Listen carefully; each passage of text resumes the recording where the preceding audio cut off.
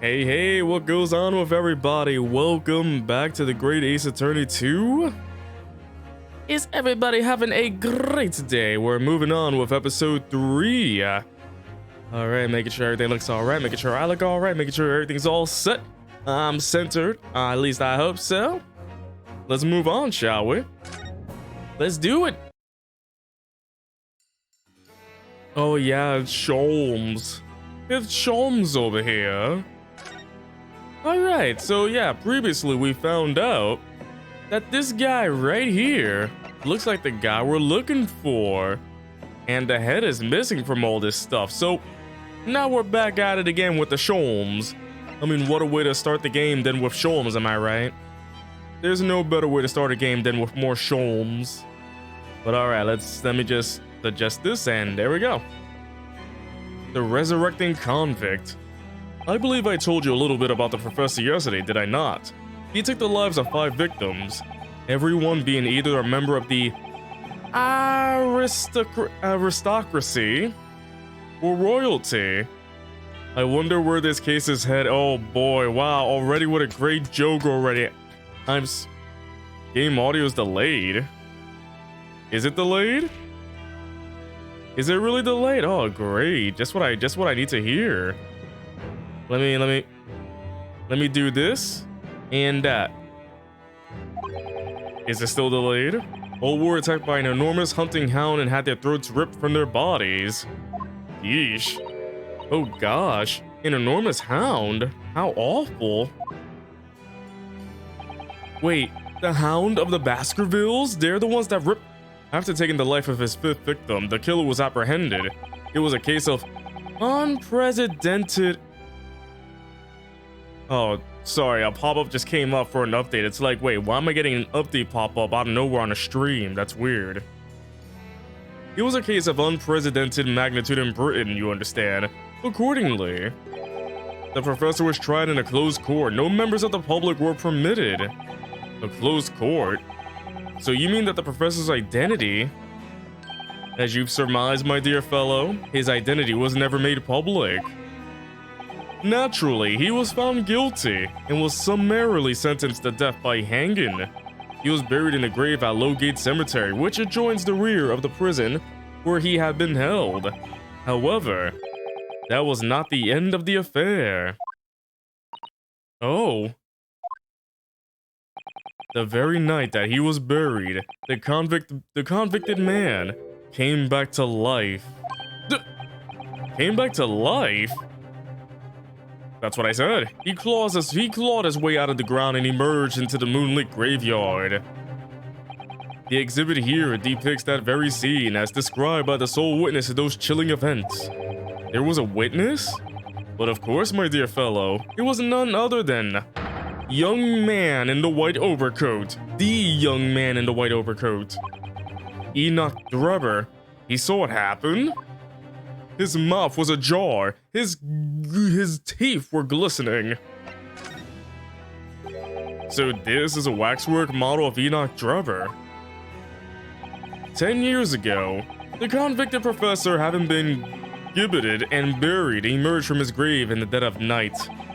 The sole witness to that unimaginable scene was this young man. From appearances, I would say he was about 20 years old. It's so horrifying. Scared out of his wits, the young Drebber ran to a nearby police station to report the incident. And the sheer terror of what he's seen is said to have turned his hair white overnight. Yes, as shown in the photograph we have of him, his hair is completely white. For the following few days, the story of what he's seen was on every front page in the capital. The public was frantic for every last detail about the killer who come back to life. As you've seen, an exhibit was even created here at Madame Suspel's. I can't quite understand why the man's hair turned white, certainly. But what I don't understand is what Mr. Drebber was doing in the first place. In a lonely graveyard in the middle of the night, localized entirely within this graveyard. By the way, chat, how's the audio? Audio okay with everybody? Yes, what was he up to? Following the execuzione, The professor's acts of terror threw London's upper classes into complete panic 10 years ago. It was a great scandal, one might say, at the very highest levels of society. And since the killer's identity was never made public, rumors abounded. After all, no killer had ever before systematically employed a dog as a weapon of murder. Yes, I can imagine the impact the case must have had. But in time, of course, the rumors abated. So too did talk of the shocking witness account of the convict who came back to life. It was forgotten, dismissed as a dubious ghost story, as a preposterous parlor tale. But why did people stop believing it? Why? Simply because there was no resurrection to speak of, as was established in fact. Wait, what do you mean by no resurrection? The police investigated the grave in Lowgate Cemetery and published their findings. The convict's body was found to be buried exactly where it had been following the execution. No! But that would mean Mr. Trevor must have lied to the police and the newspapers. That would appear to be the only logical explanation. The young man subsequently vanished from society and nothing has been heard of him since. It's rather striking then that he should resurface now, don't you think? Of course, the convicted murderer couldn't have really come back to life, that's not possible. But Trevor's hair is unusually white, and if that really did happen overnight as a result of shock, it's hard to believe the incident was an out-and-out lie. I mean, he could have dyed his hair, bleached it, anything like that. Somebody screaming. Gina, what the bleeding Nora, Otto? What have you gone and done? Gina, what are you doing here? Oh my, she's gonna shoot me. I asked Iris and she said this is where you be, so... Oh, so? Gina, not so loud in the museum. Madame Tuspels will have you take a position as a waxwork if you're not careful. I think there might be a more pressing concern. I still had some flash powder left from 6 months ago, so... Alright, Gina, we understand, but please, put down the gun. She just did 2 shots in this entire building and everything's okay. Okay, I guess she's calmed down now. Sorry, I got scared. You should try being the one on the other end of the barrel. So what brings you here, Gina? What brings me here? What do you think? We found it. We found that dodgy Cove's workshop. What? You found...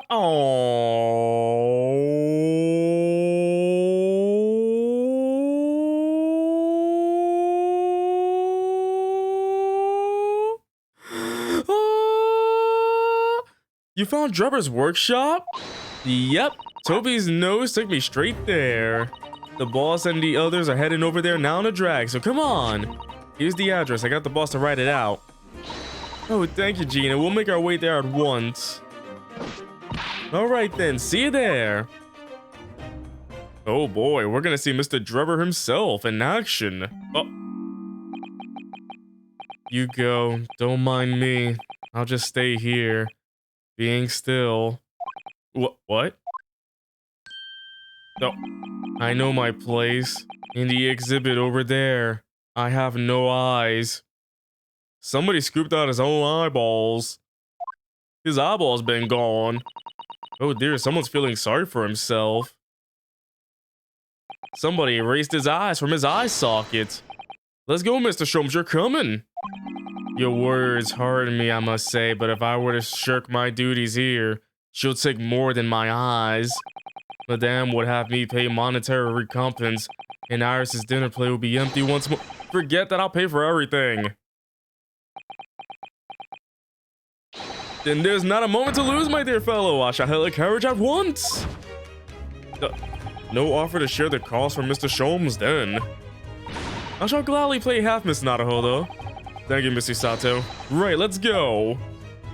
The moment he knows he doesn't have to pay, his eyes come back. I wish I had that ability. I can't pay, so I lost my eyes. Wait, I can get money? Eyes returned.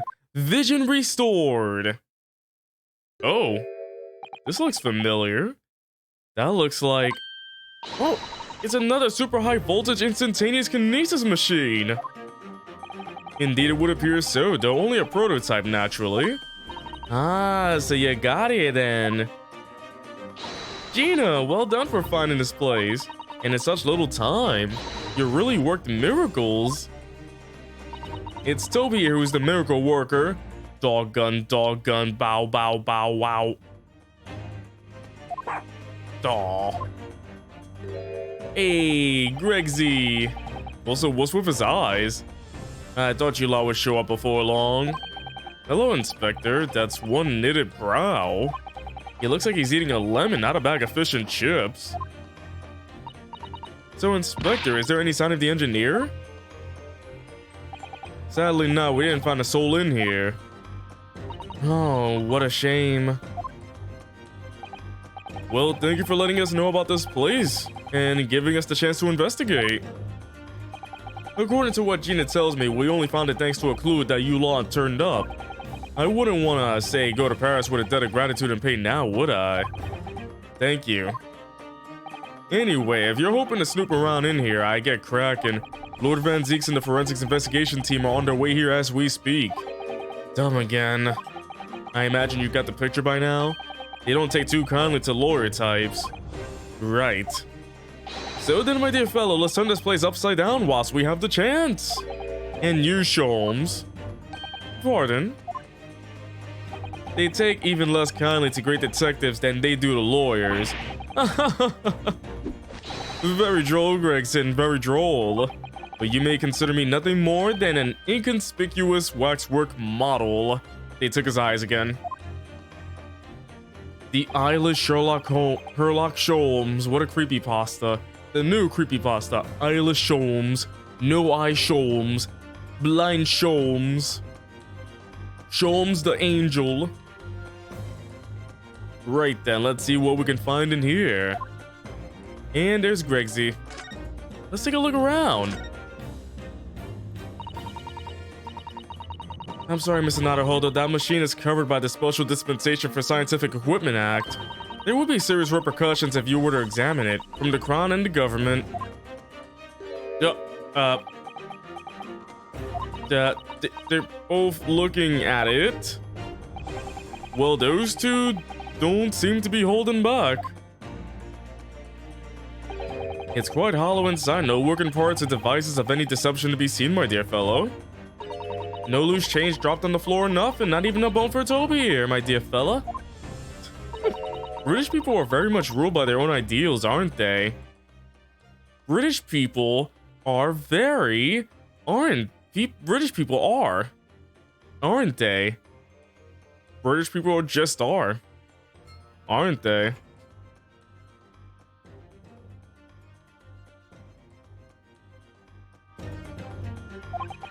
I think that's just these two, Mrs. Sato. British people, that's it. That's the story. That's the tweet right there. British people. What on earth is this? An aeroplane, Mr. Naruhodo. One day, scientists believe it will allow humans to fly freely in the skies. Is that how the trick will be described, is it? Sorry? Well, it's actually suspended by a thin but very strong cable, isn't it? So that's why planes fly today. Just know that the reason planes are flying today is because there's a very thin but indestructible cable hanging from somewhere in space. So you may not see it, but there's a very thin, unseeable, strong cable holding the planes up.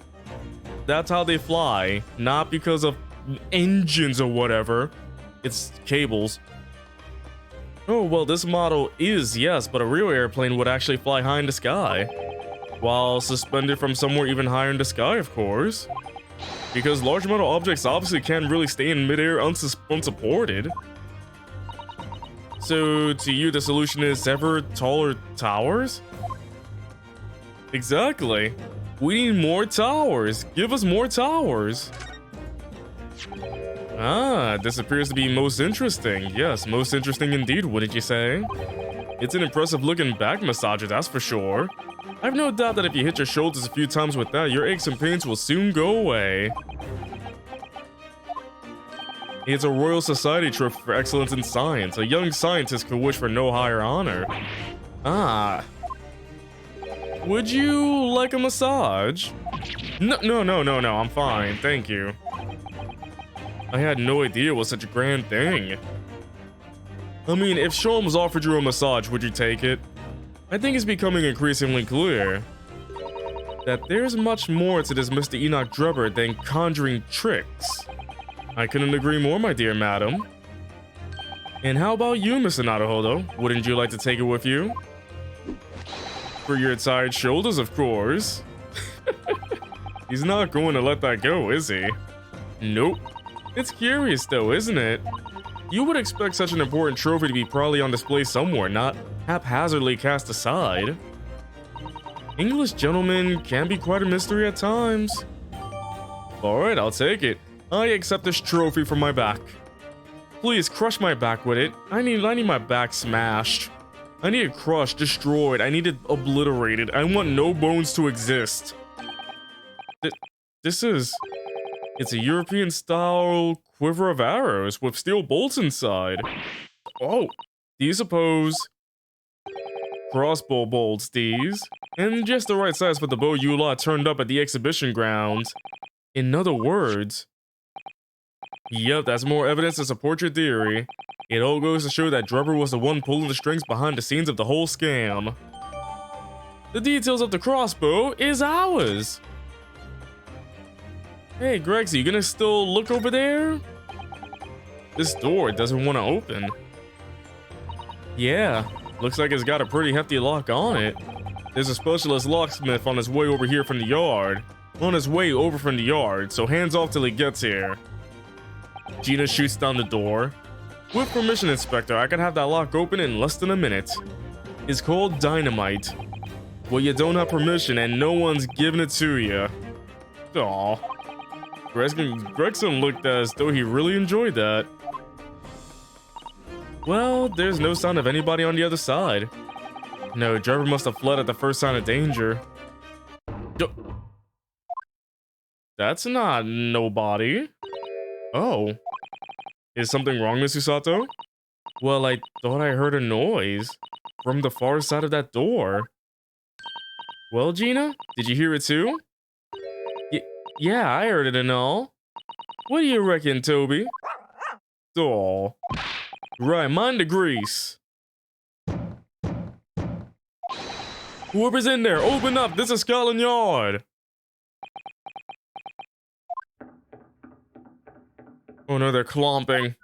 They're squeaking, they're clunking. They just dipped. Oh my, someone is in there.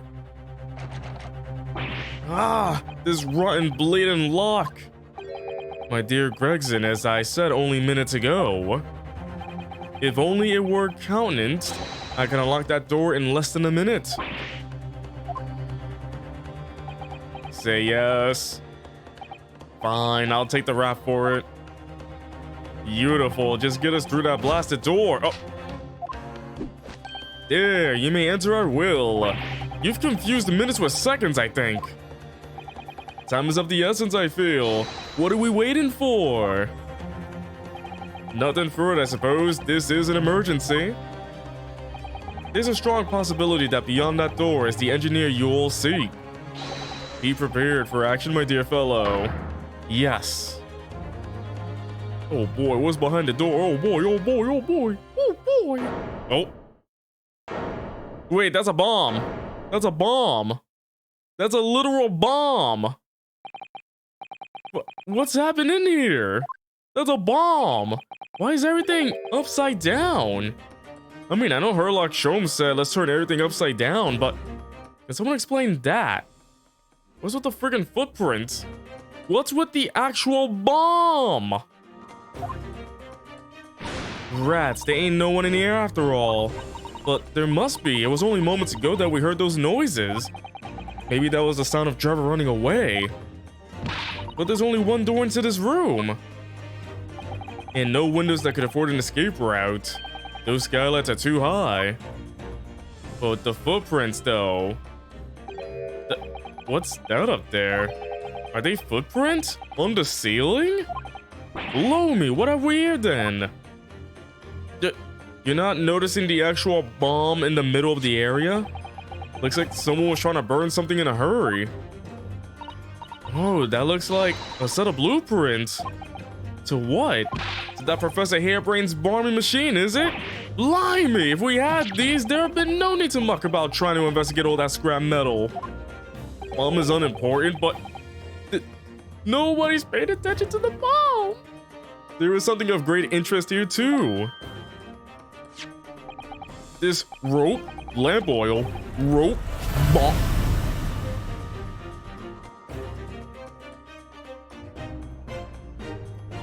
You want it? This rope was lying on the floor at the foot of the pillar. A rope? What's significant about that? My mistake. Never mind. You see, but you do not observe, Mr. Naruhodo.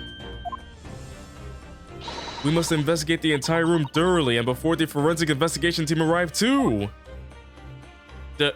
Now he's recognizing bomb. Can we talk about bomb? Mr. Sholmes, have you found something? Ah, Mr. Naruhodo, yes, in point of fact, something rather fascinating. What do you make of this? Let's see, I've never seen anything like it before. It looks like a bundle of thick cigars wrapped up in a Ah! Miss Usato, what's the matter? That's a... Surely that's a time bomb, isn't it? What? Did you say... The time bomb? Sorry, but... What is a time bomb exactly? You truly are one of a kind, Mr. Naruhodo. I won't take that as a compliment. Huh. You don't know nothing, do you, Ado? You haven't got a clue what it is either, have you, Gina? I invite you to consult a dictionary later, Mr. Naruhodo. But this particular specimen is no time bomb, though I confess it has a very similar appearance. Then what is it? Oh, well, thank goodness, but then what is it? It's a remote bomb. I see, so that's it. Goodness, Mr. Sholmes, have you seen to the heart of the matter? There are times when I consider my lot most unfair, for I'm fated never to know how it feels to flounder as you do when a puzzle presents itself. But I have learned to accept the hardships that come with being a great detective, Mr. Sato. Here we go, I feel a great deduction coming. Once again, I draw two conclusions from the scene we see before us. The first is that the inverted nature of the furniture in this room is the work of Drubber himself. Oh, but how could you? And the second conclusion is that the small device on the floor there is, without question, completely genuine. Please, Mr. Sholmes, you must explain everything. It would be a pleasure. After all, it is a great detective's civic duty to teach Scotland Yard the finer points of the trade. I love that face. Well, Inspector Gregson seems delighted with the idea anyway. Oh, you deflected the inspector's glare with such fortitude there, Mr. Sholmes. Well done. You're too kind, my dear madam. I hereby dedicate this great deduction to you. Kindly stand just there, Mr. Sato. Oh, yes. I'd be delighted. So, shall we begin? Once again, Herlock Sholmes is proud to present his logic and reasoning spectacular.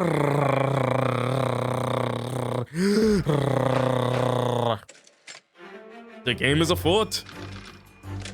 Alright, topic 1. Flipped furniture. She seems happy to play the part. It's plain to see that this room is in complete disarray. The bed, the table and chairs, the lamp, everything is upside down. Almost as if every item in the room had, until recently, been happily positioned on the ceiling, before falling straight down onto the floor. Every item in the room was on the ceiling. Are you suggesting that? Indeed, the key here is gravity, and she can see everything. Sholmes is he's a magician. He's wizard. What? He's walking through the floating stuff. It would appear that technology has at last succeeded in freeing us from the great pull of the earth. for the gravity in this room was reversed and then suddenly restored to normality. Goodness. The inverted furniture clearly reveals the truth about the part gravity played in this whole business. That's your favorite part? He just walks through gravity? He's like, let me show you my true power. Gravity. Gravity is off. Hey Bloop, how you doing? What's going on with everybody in the chat? Everybody doing okay? I quite understand your skepticism, Mr. Sato. Skepticism. I too was incredulous at first. However, my conviction in my analysis was cemented when I observed this. An anti-gravity device, almost identical to one that featured in a dream of mine only the other day, in fact. So, he's basing this one off a device in a dream. Oh no. But why does it have a clock on it? A most relevant question indeed. That is a timing device that controls when the gravity direction will switch. Everything's floating again. There was clearly a requirement for the engineer to be able to restore normal gravity automatically. And the commotion we heard earlier from the other side of the door was the moment that restoration occurred. Yes, the reason why everything in here has been turned upside down is because of the anti-gravity device. So you see, we need look no further to explain the state in which now we find this room. The direction in which gravity acts in here was reversed by Mr. Drever before being restored to normality in an automatic fashion sometime later by the timer device. I have witnessed precisely the scene in a dream I once had when I fell out of bed. Thank you, Mr. Sholmes. Because gravity was reversed. Okay, next one, missing engineer. This is getting ridiculous. Now let us consider the next conundrum. What was our engineer friend's aim? Indubitably, the greatest clue we have to explain his actions is above our heads. Yes, how is it possible that there are footprints all the way up there in the ceiling? A question whose answer will lead us neatly to the truth, my dear madam. The reason there are footprints on the ceiling is because of the nearby skylight. Of course, Drever's aim was singular, to escape. However, there is but one way into this room, excepting the skylight, that is. What? Excuse me? By inverting the gravity in here, Drever was able to fall conveniently to the ceiling and make his escape via the otherwise inaccessible skylight, leaving those footprints behind on the way. But the ceiling in here is very high, Mr. Sholmes. If the gravity reversal was sudden, wouldn't Mr. Drever have fallen up to the ceiling rather violently? So, hold on, chat, I got a question. After seeing Mr. Sholmes' powers, who is stronger, Sherlock Sholmes or Shaggy? Who can use their full power to destroy one another? Who would win in a fight? We're seeing 0.0001 of Sholmes' power right now, which is insane. Falling up is both scientifically and philosophically a rather interesting concept, I feel. But the man was cornered with nowhere to run, so escape through the skylight was his only option. You may recall that I found this in the room earlier, which I believe offers a solution. Oh, the rope. Bombs. To reach the intended destination, what better tool than this rope? By anchoring one end to the wall, the man was able to lower himself safely to the ceiling. Which explains how Drever was able to escape this room before our arrival. And what if Drever's in the safe? What if he's in the safe right now, like suffocating? He reversed the pull of gravity and fled via the skylight. And personally, I should very much like to reverse the pull of gravity again now, just for fun. He's like, I can do it anytime. Yay! Thus concludes Sherlock Sholmes' great deduction of this topsy-turvy puzzle. We all look at him like, man, this man's a genius. Oh, look at Toby. She's completely spellbound. Mr. Sholmes, there's just one thing that troubles me. I would expect nothing less. You're destined to be troubled by just one thing for the rest of your life. That is true. The thing is such a thing actually possible? An anti-gravity device, I mean. I would say that with man's current scientific knowledge at the turn of the 20th century, it's no more possible than instantaneous kinesis. But your whole deduction hinges on it. Ah, but my dear fellow, when you have eliminated the impossible, whatever remains must be the truth. However improbable it may seem. It's a marvelous line, wouldn't you agree? One of my more enduring pearls of wisdom. I had Iris come up with the exact phrasing. My original was, clumsy. Yes, I have a feeling I've read it in something that Miss Susato lent me once. Objection! Oh, that I haven't heard Susato's objection in a long while. That was odd. Actually, there is one other thing, Mr. Sholmes.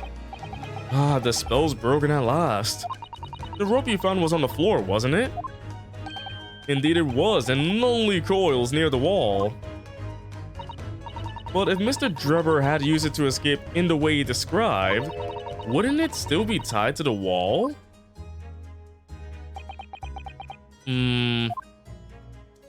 Mysteries inevitably unravel in the end, as I think you'll find new ropes. And as evidence of such, you need only look at the mystery we face in this room, now skillfully unraveled. That argument is as circular as the coils of rope. I think perhaps we may need to give Mr. Sholmes the little usual helping hand. I'm sure with some minor corrections, the great detective's great deduction will lead us to the truth. Yeah, you're right. We must do it quickly before Enoch Drebber gets too far away. He's in the safe! If you're ready, then let us resume. Sherlock Sholmes' logic and reasoning spectacular! Who is correction? Hold it, Mr. Sholmes! You're not holding it! I said hold it. Why isn't he holding it? It's plain to see that this room is in complete disarray. The bed, the table and chairs, the lamp, everything is upside down. Almost as if every item in the room had, until recently, been happily positioned on the ceiling, before falling straight down onto the floor. Every item in the room was on the ceiling. Are you suggesting that? Indeed, the key here is gravity. Gravity. It would appear that technology has at last succeeded in freeing us from the great pull of the earth. Oh, wait, hold on, I just saw that. I found a save combination. Who writes a save combination on the bottom of a chair?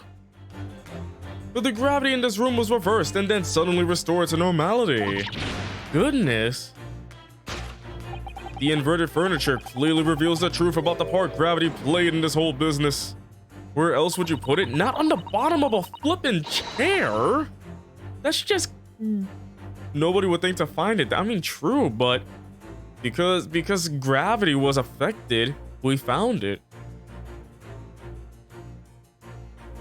Ah, I spilled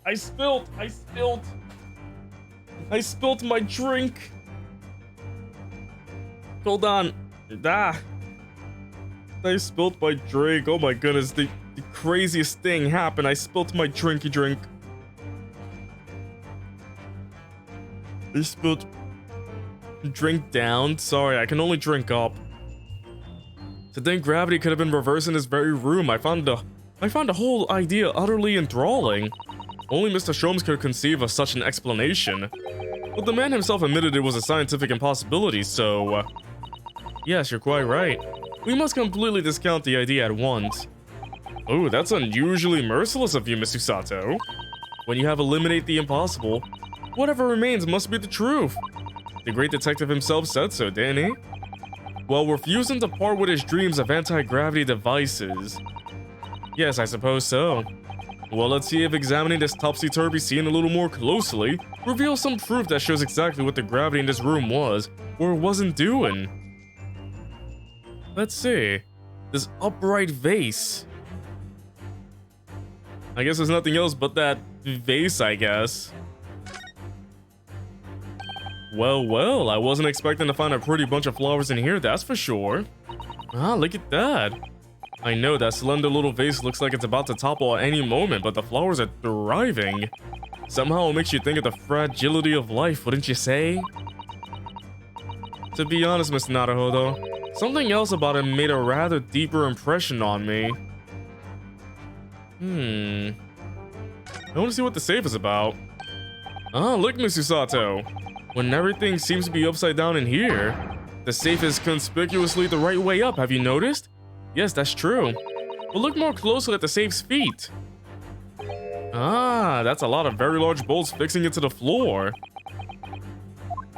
Think before you speak, that's what you wanted to say, isn't it? I really put my foot in my mouth there. I certainly didn't say that. So we got the large safe.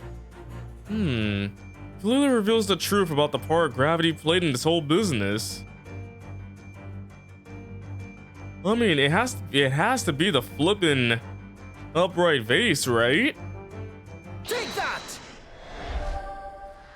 Yeah, there we go. It was the vase. That weird vase. The upright vase clearly reveals the truth about the part gravity played in this whole business. Upon my word, Mr. Naruhodo, you surpassed yourself by completely turning my argument on its head. Trying to impress your assistant here, perhaps? No one is trying to steal your spotlight here, Mr. Sholmes. Trust me. As you rightly say, though it appears at first glance that all the furniture in the room is upside down. This unassuming slender vase is standing keenly to attention. And unlike the large safe, there is nothing affixing it to the floor. And it's the exception that breaks the rule. In short, much as it pains me, the gravity in this room was never inverted at all! My deepest sympathies for your loss. Oh, poor Mr. Sholmes. But the show must go on, so let's continue with our deductions. Floating bomb. Now that we know this contrivance is not in fact an anti-gravity device, there remains but one other possibility. It's a bomb. Boom. You don't say. Someone deliberately turned over every piece of furniture in here. Which might sound obvious, but leaves one mystery much unsolved. Namely, why would anyone choose to do that? Quite and naturally, there is an explanation. Yes, the reason why everything in here has been turned upside down is because of the anti-gravity device. He's absolutely determined that this device must have something to do with it, isn't he? I'm afraid the lure of an exciting scientific explanation is too strong. Well, there's no doubt that somebody did this. Somebody turned all this furniture over. So whoever it was must have a reason. I'm afraid nothing comes to mind at all, though. Well, let's look around and see if the answer presents itself. Let's see, anti-gravity device? Maybe the safe combination somebody put at the bottom of a chair. Look, there's something written on the underside of this chair. Oh yes, safe 432582. Safe, as in safe and secure? As in secure lockable box, I think. Admittedly, more likely. Well, there is a large safe bolted to the floor on the other side of the room, so yes. So you mean this number would let us open it? I wonder why it's written here, though. Yes, I wonder why. I wonder why it's there. Yes, the reason why everything in here has been turned upside down is because of the safe combination. Precisely, I believe, Mr. Naruhodo, that you had a very similar experience once, did you not? Yes, last year, when I bought a lottery ticket and noted the ticket number down on the inside cover of a book just in case. That's it. For people who are forgetful souls at heart and always make a written note of important information. Just keeping the ticket itself safe would be more sensible, I think. And yet, somebody just writes safe combinations under a flippin' chair. That's like me trying to lift up the bathtub to hide a combination in there. Don't look under my bathtub, okay? And what pray happened next, Mr. Naruhodo? When the day of the draw came round, I'd forgotten which book I'd written the number in and had to turn my room upside down to find it. That's it. For people who are forgetful souls at heart and always forget where they've noted things down. Not if you always note things in the same place. I actually won the second prize, you know. But I couldn't remember which magazine I slipped the ticket into, so I had to turn my room aside. Thank you, Mr. Naruhodo, but I believe I proved my point now. He's like, you what, mate? Which is that a very similar scenario has clearly unfolded in this room. Finding himself requiring access to the safe, the occupant of this room needed the code. He remembered that he'd written on the underside of a piece of furniture but forgot which one, leading to the state in which we now find the room. Yes, Mr. Drebber overturned all the furniture in here in a desperate hurry to locate the combination code that would unlock the safe. That was the first one. Now we gotta figure out what the heck the next thing is. The missing engineer. Now, let us consider the next conundrum. Wait, did we ever figure out what the bomb is? What was our engineer friend's aim? Indubitably, the greatest clue we have to explain his actions is above our heads. Yes, how is it possible that there were footprints all the way up there in the ceiling? A question whose answer will lead us neatly to the truth, my dear madam. The reason there were footprints on the ceiling is because of the nearby skylight. Well, if a change in the direction of gravity can't explain it, then how did those footprints get there? Yes, I feel as though that particular mystery has just become even harder to solve. I can't think of any other way to explain it at all. Life was so much simpler in those halcyon days when gravity could be reversed. It was minutes ago, and those halcyon days never existed in the first place. Well, I suppose we must simply put our faith in Mr. Sholmes and observe the area in more detail. Putting our faith in Mr. Sholmes is what gets us into these situations in the first place. Balloon? This is a gas balloon, isn't it? It's tiny, but it does seem to be a real balloon. Yes, I think you're right. I think it's helium that's keeping it up. A green gas balloon. Why does that seem to ring a bell with me? If you can see, there are footprints on this balloon too. Look. Oh yes, surely that's a clue, isn't it? Though what it tells us, I'm not sure. I wonder what it could be. It's because of the nearby balloon. Oh, nope, that was not it. Being able to fly freely in the sky, that has been mankind's dream for centuries. And of course, the balloon is the invention that made the dream come true. Mr. Drebber, clearly a man of dreams, used the balloon to ascend to the ceiling and plant his feet on the roof. I take no pleasure in delivering bad news, but the undeniable truth is, it's clearly too small. I knew you were gonna say that. My dear fellow, then you are twice the fool. If people could fly and touch small balloons, why would anybody ever manufacture larger ones?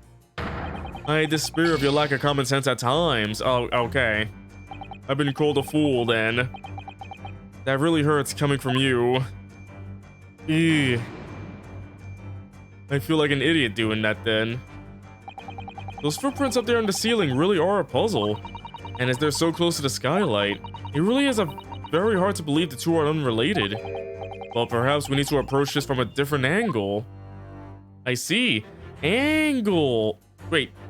Shoe? How did I not notice the freaking shoe? It's hard to believe, but there's a shoe up there, look. Oh yes, there are more footprints on this little balloon too. Perhaps the shoe was thrown up there and became lost, do you think?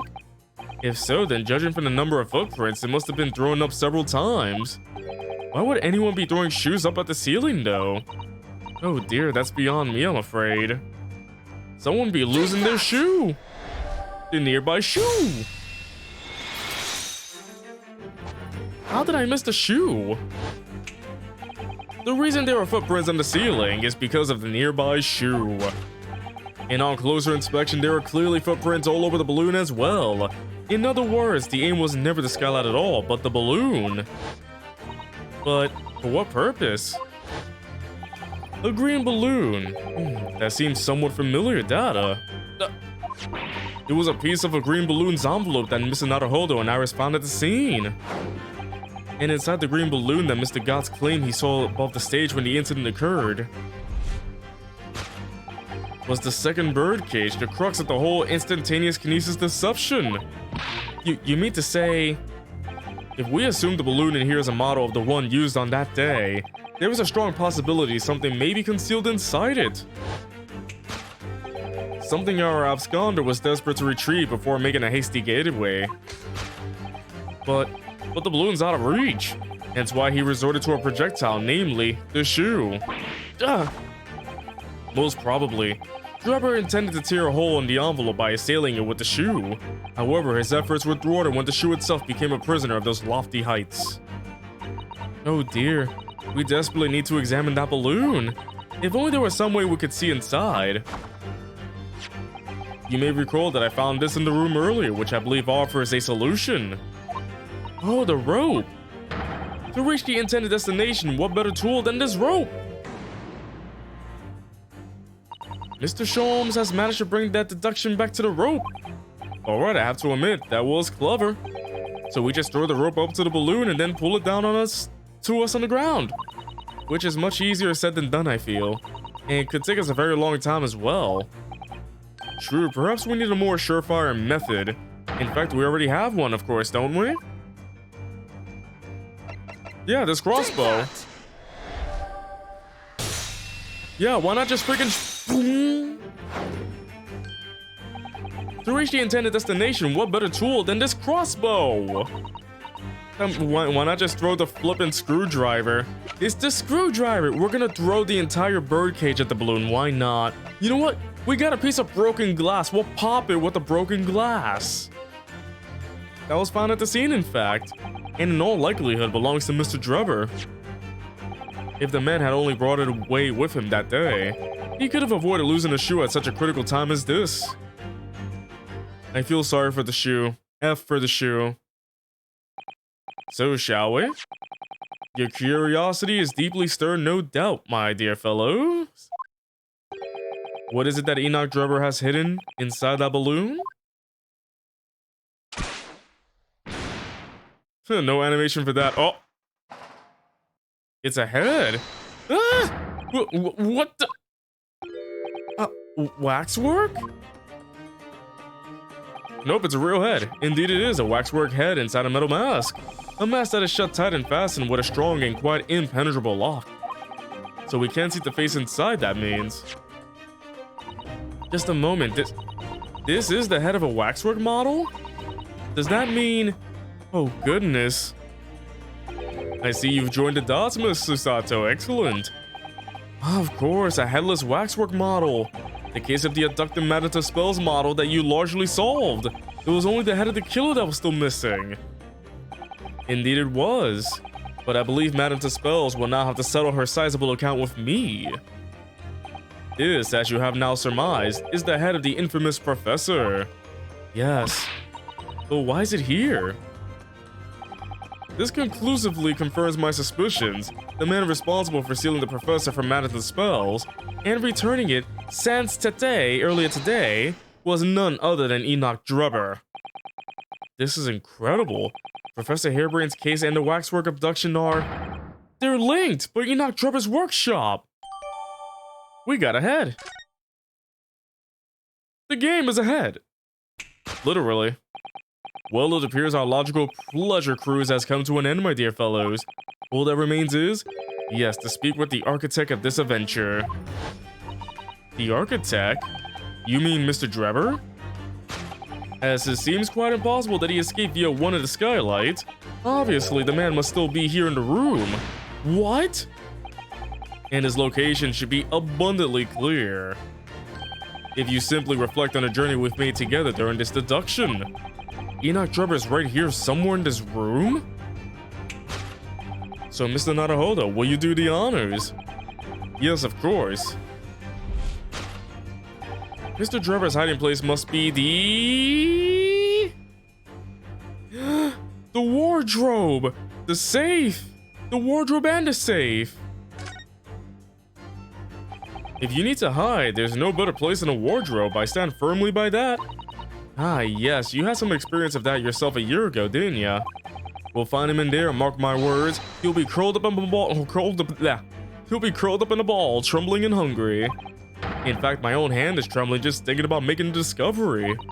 Never mind, Mr. Naruhodo. He could be hiding somewhere else, you know. Like this safe. Look at that mess in front of the safe. He has plans and accounting ledgers. Almost as if somebody was in a hurry to empty the contents of the safe, in fact. The safe! Why would you hide in a safe?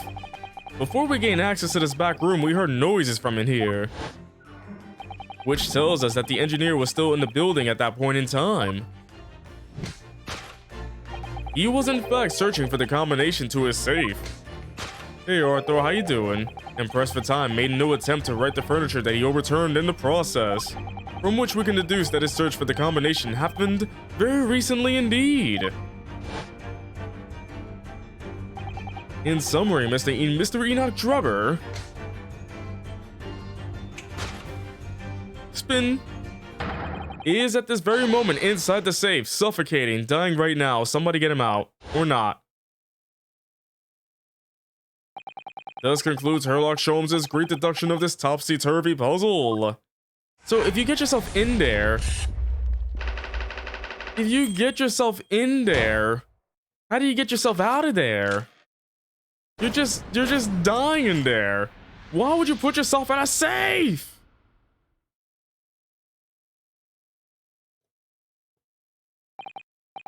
You must be crazy. So, Mr. Naruhodo, I think perhaps it's time we ended this game of hide and seek, don't you? By opening the safe, you mean? What else? Let's see, the combination was 1432582. He made little holes like they do for bug jars. So he's up at the hole like like that. I knew that. Alright then. Here goes. 1586362363333333333 up. Hello, Mr. Drebber. You found me.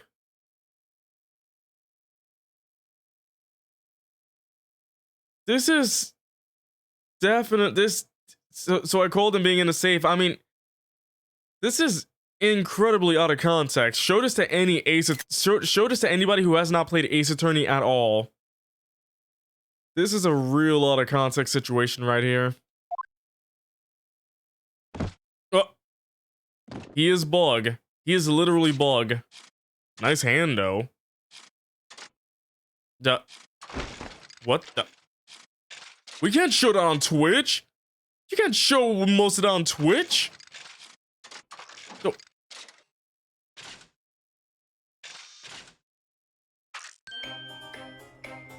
What in the flip did I just see? Right then, sir, Mr. Enoch Drebber, I presume. Oh, I don't like the way he moves. Correct. You better start talking. You tricked Professor Harebrain with that bogus machine you built. And you shall to explain the death of the waxworker Manitou spells as well. Whilst I would be delighted to answer your many questions. Oh, goodness. Personally, I would advise that you deactivate my little parcel first. Deactivate? Your parcel? I refer, of course, to the time bomb. I left it in a most prominent position. Ha ha ha, I see. Stunned silence. You're all gearing up to die with me, then. No! So that's why he put himself in the safe, so when it blows up, oh. It was to protect himself. Mr. Sholmes with only 7 seconds to spare. That was too close for comfort. I got 1 foot in the grave already. Are you trying to help us get a kill or get us killed? Mr. Sholmes' deductions can be completely life-altering, can't they? That's been taking this entire time, so he actually deactivated it with 7 seconds to spare. Well, my dear fellows, that was a close shave. The resemblance to an anti-gravity device is really quite startling, I must say. So because of the dream, he can deactivate it because of the dream he just had. Anti-gravity devices don't exist. Ooh, I wouldn't push it, Mr. Sholmes. Why does he have to move? What on earth happened in here? You found me, haven't you? No need to screw me down any further. Everything in here is precisely what it seems. Yeah, we'll be giving it a thorough going over, don't you worry, Trevor. What fails to click with me is how you were able to locate my workshop that I was not expecting. When I heard whistling from the other room, I knew it was time to bolt. Whistling? Ah, that would have been me. Oh. For some reason, I woke and find Fuddle today. No words, just tightly squeezed chips. Clearly, I must have a screw loose, though, as I couldn't remember the combination for the safe. And another one loose, as I couldn't remember on which piece of furniture I've written it down. We also found a rope over by the wall. Yes, I had hoped to exit through the skylight, but sadly the rope was too short. So I then set about searching for the combination code to open the safe. And burning the incriminating blueprints, don't forget. Regrettably, though, you failed to retrieve the head from the balloon among the raft.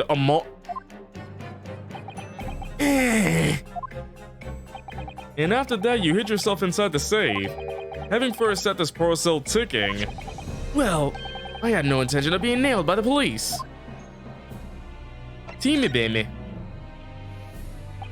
Got a death wish, have ya? Hiding right beside a ticking time bomb? Please, why do you suppose I chose to hide inside the safe? It's no ordinary safe, it's specially designed. A dynamite explosion wouldn't leave a scratch on it.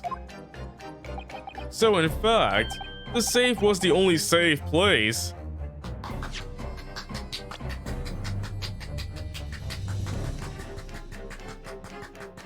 Good one, Mr. Sholmes, good one. Precisely. But once you climbed inside, you wouldn't have been able to get out again. I invite you to look more closely. The safe is fitted with a handle on the inside to allow the door to be unlocked from within. Oh, of course it is. Of course they always are. I had always intended to blow this place to smithers in any case. I just wasn't expecting uninvited guests to come along and screw up my plans. Do you mean to say you were planning to blow us all up? No, that was unforeseen. What do you mean? Most people run, you see, when they see a ticking time bomb at their feet. Oh, I calculated the time required for a retreat to a safe distance and set the device accordingly. But your seemingly endless discourse in here threw a spanner in the works. I mean, what would be creepier, the way I was doing it now, or a deeper voice like, so. Is something wrong, Gregson? Do I have something on my face, besides the usual eyes, ears, nose, and mouth to kiss you with? What? Amazing creaking?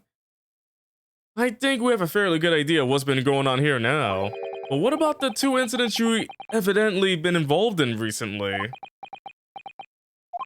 Professor Harebrain's instantaneous kinesis experiment at the Great Exhibition, and the waxwork model you stole, which this head belongs to. That's no ordinary head, you know. That's the head of the professor. That and the mask with a lock so strong, I'm unable to open it safely to reveal the killer's identity. I've been considering carrying it around as protection after. Oh. Sif, what's going on here, Gregson? I'm sure you're aware that I have sole jurisdiction to investigate here. Yes, well, Dr. Sif again. So the forensic investigation team are here, of course, just on time. Can we just reset the time bomb and just get out of here, everybody? Bye-bye. Boom. And you know full well this engineer is a key witness. Why are you allowing this lawyer access to him?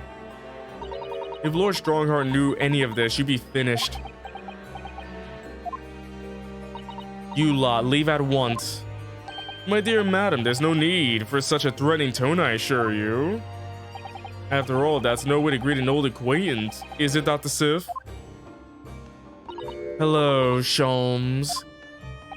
Mr. Sholmes knows Dr. White lab coat lady? If it's protecting the machine next door that's causing such a child expression on your face, you are quite misguided. It's really nothing more than a shell. You get out. But of course, we'll show ourselves the door. I see you haven't softened at all. Mr. Naruhodo? Yes? It would appear that our delightfully entertaining investigations have run their course for today. But Mr. Sholmes? Let us leave this place in the doctor's capable hands. I said get out. Now. All of you. Your presence here is not required either, Gregson. Oh no, Gregsy. Understood. But I'll just say one thing before I head off. If it wasn't for this lawyer and his companions, we'd never have found this place. And the whole workshop would have been blown to bits. There was a time bomb set in here that this lot disarmed. Inspector? He's standing up for us! Gregsy!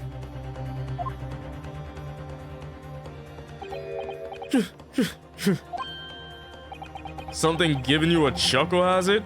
Hey, having a laugh, mate? Are you having a laugh? Ah, so sorry, didn't mean to offend. You're quite right, of course. You did disarm the time bomb, didn't you? Oh. Yes, you did disarm that one. That one? Eh? What are you... That one? You mean...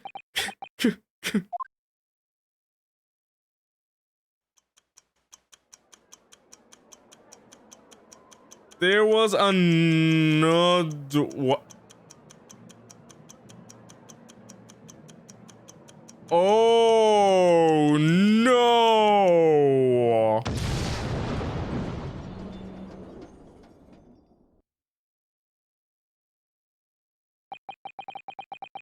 It was an hour later that we heard the news of the enormous explosion that ripped through the experimentation stage at the Great Exhibition. Professor Harebrain's invention and all its secrets were blown away forever. Of course he has done that. Yeah, of course. Yeah, for some reason that happened. Oh, there's another bomb. Also, I planted one under the judge's chair. Lol. Of course stuff like that has to happen. But that stinks though. 2 officers were dead at the scene. They didn't survive, they died. That was a bomb. 2 officers rip. That's one way to get rid of evidence. So you're telling me if I want to get rid of my channels, all I need is a time bomb? December 31st, 11:59 p.m. Time bomb on YouTube and Twitch channels to delete Pixels by Night forever. Forever. Good morning to you, Mr. Naruhodo. Ah, good morning, Professor. Ready for today's proceedings? I hope so. I should be. Even I, with nothing left to... Good morning, my dear fellows. He's awake. Oh, Mrs. Sholmes, you're here. Why, naturally, a true gentleman stands shoulder to shoulder with his friends in battle at all times. Thank you, I really appreciate it. I'll see you later then. Did we just... Okay. Now, Professor, we really need you to remain calm in the courtroom today.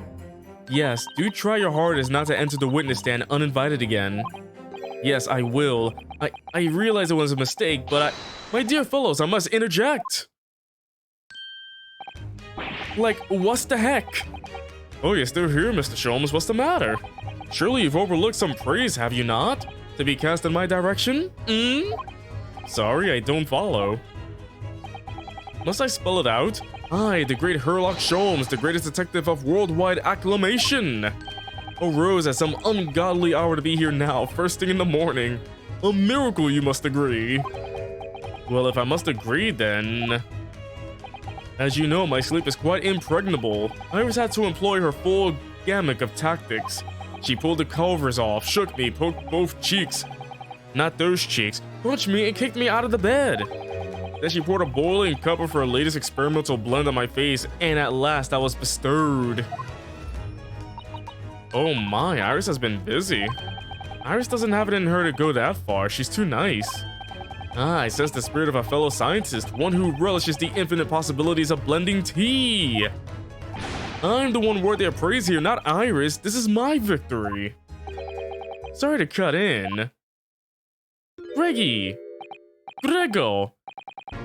Pregant. Oh, Inspector Gregson, good morning. Gregson, my dear fellow, why the grim expression at this delightfully early hour? Oh, I don't know. Maybe because I've been confronted with a grimmer expression, eh? Dear me, are you going to take that insult line down, Professor? What? I don't know! Poor Professor. Anyway, here's the paperwork you asked for. It says secret on it. It must be good. What paperwork? Ah, I took the liberty of requesting it yesterday. I have a feeling it may prove useful. You wouldn't believe the hoops I had to jump through to get this brought out of the archives. Here's the professor's autopsy report. That mass murderers? Who killed 5 members of the aristocracy? He was found guilty in a closed trial 10 years ago now. It was all done under wraps. And he was quickly executed soon after the trial. It's all in here. The DL6 incident, I mean the killer's autopsy report. My mistake, wrong case. The SL9, I don't know what to say. Thank you, Inspector. Yes, much obliged, Greg Z. Gregsonio. Us lowly lot of the yard are just doing what we can. In the shadow of the great Detective Sholmes, of course. Oh, Greg Z. Well done, Professor Hairbrain. This is it. Today we're going to lay all this to rest at last. I wish you the best of luck, Professor. I suppose he'll be in there today, will he? Drebber. Yes, we expect the prosecution to summon him as a witness. I'm still amazed that you managed to find him in just one day. I really owe you both so much. Counsel and the defendant, the trial is about to resume. Kindly make your way into the courtroom at once. Alright, who's ready for courtroom battles? Who's ready for thrills, spills, and the final champion? Funny, my heart's racing a little. I've not felt this before, actually. This strange foreboding. As if something's going to happen in this trial that I'm not ready for. But I can't let that distract me from the only thing that really matters. Finding the truth. Next time! I'm joking, we're doing this now.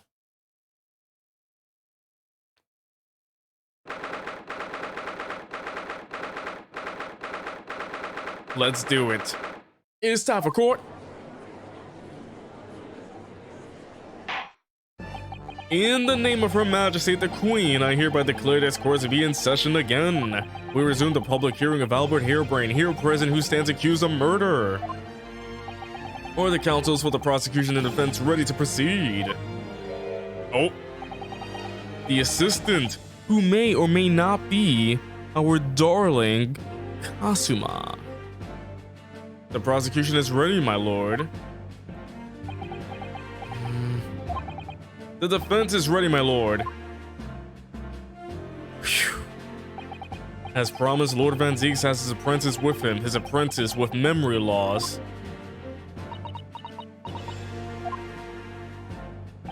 If I may, Lord Van Zieks. Yes, my lord. There appears to be someone standing at your side. Ah, yes, my apprentice and his assistant. The prosecution believes today's proceedings will see the complexity of this case rise considerably. Wait. Excuse me? I therefore instructed my assistant to attend to ensure the smooth running of the trial. He took out the sword to take off the freaking cork of the bottle. If that's not extra, I don't know what is. And the smooth running of liquid refreshments, by the look of it. The way he holds himself, the way he moves, it couldn't be anyone else. but he's still suffering from amnesia, so there's really nothing we can do at the moment. I know, but oh, this is so very hard. It would appear the prosecution has done a fine job in responding to the demands of the court made yesterday. I understand you have successfully secured the engineer who disappeared from the scene on the day in question. Yes, my lord, I intend to call him as a witness shortly. Very good, very good. Now then, ladies and gentlemen of the jury, who have been chosen at random to represent the will of the people in this courtroom today?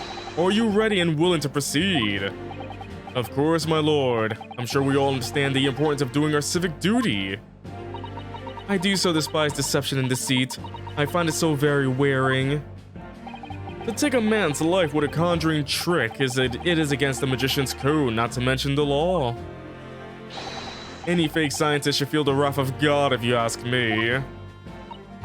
We have to listen to what's said on both sides of the fence, and then settle on one. That's it, isn't it? Wasn't like this in my day. It wasn't like this at all. Back in my day, it was better. If all parties are ready to proceed, you may begin, Lord Von Zieks. Before I do, my lord, there is a report I must read to the court. Yesterday, at the Great Exhibition Grounds, the evidence of primary importance in this case, the super high voltage instantaneous kinesis machine which was installed on the experimentation stage, was deliberately destroyed in an explosion affected by an unknown person or persons. It was what? Explosion! Bang, bang, bang, bang! This is an outrage! Why would you bring a gun in here? Yes, I heard this grave news yesterday. Scotland Yard submitted a report to my office in the evening. I read that the machine was blasted to smithers and the wreckage reduced to ashes in the flames. I have here a photographic print of the scene taken in the wake of the explosion. It shows what little remains of the machine. Yes, a terrible business. He did it to destroy the evidence, did he? That Enoch Drebber. The court will take this print as evidence, counsel. Alright, the metal floor of the stage has been blown open. Maybe that might be proves useful. Let me just take another look at it again. So yeah, the floor is open now, which seems like it can always open up, but nothing else out of the ordinary, I guess. Unless there's something I'm missing. Late yesterday afternoon, the protection afforded to the machine by the Special Act was revoked. However, before a thorough investigation could begin, the invention was obliterated from existence. As such, this will become a very different trial.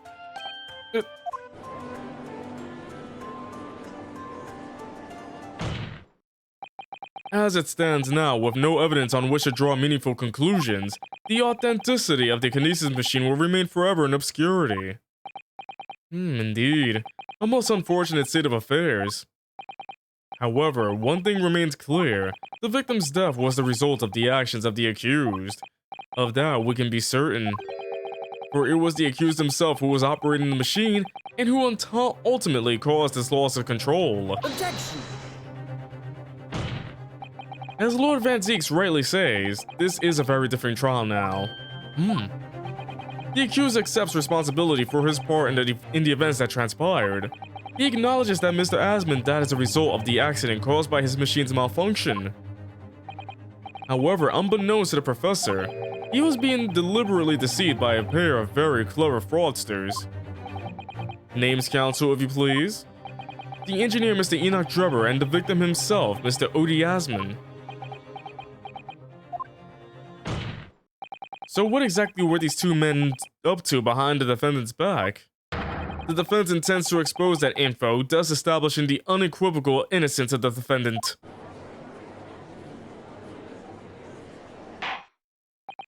Thank you, counsels. The positions of the prosecution and defense have been clearly stated. Lord Van Zieks, summon your first witness, please. At once, my lord. The prosecution calls the engineer, Mr. Enoch Drebber, to the stand. And there he is. State your name and occupation for the court. Name, Enoch Drebber. Occupation... hard to pin down, I would say. See that black monocle? Yes, why do I feel as though I've seen it somewhere before? Oh, you too? I had exactly the same feeling myself. Your file indicates that you are currently being investigated in connection with another case. The death of a waxwork model, is it? A most extraordinary sounding business. But that has no bearing on this trial, I assure you. Leave it from your mind. You're familiar with the public experiment carried out at the Great Exhibition some days ago? The accused super high voltage instantaneous kinesis demonstration. Yes, you could say that. I am aware of it. There was a terrible accident, wasn't there? Here you go. It was you, Mr. Drebber, who constructed the vast machine used in the experiment. Or so our investigations indicate. Can you confirm your involvement? Yes, I constructed it, in precise accordance with the blueprints, but that's all. Then the court will be very interested to hear your thoughts about the machine, I'm sure. An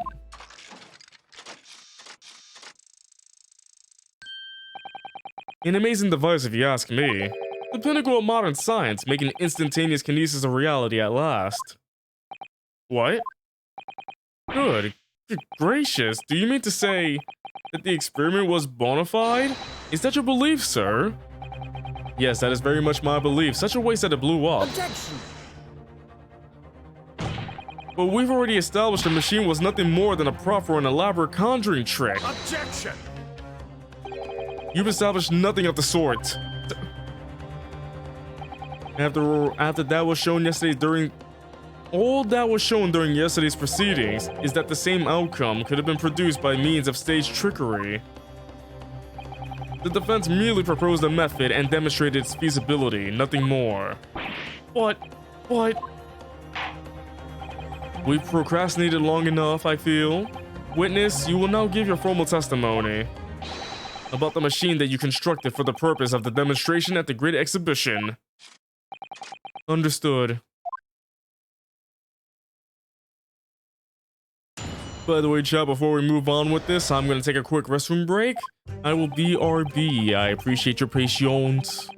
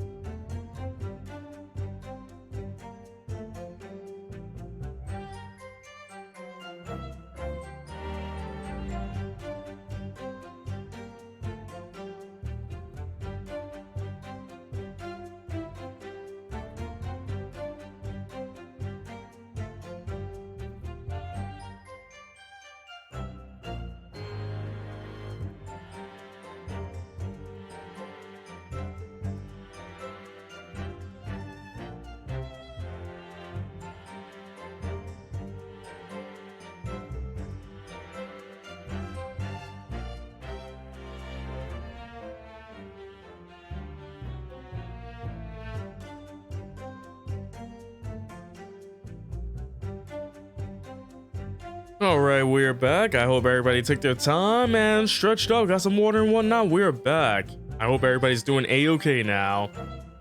I met the young let me retry that again. I met the young professor approximately 1 year ago through Mr. Asman's intro. He provided me with the blueprints and I constructed the machine to his precise specifications. It was no trick. If the whole show was a fraud, it would have required a body double. Tell me, did the victim have a twin? All the spectators saw the birdcage appear above their heads and then crash headfirst into the tower. A terrible accident, I grant you. Perhaps the science on which the machine was built was flawed somehow. A body double? That goes without saying, surely? To give the impression that something has moved when in reality it hasn't.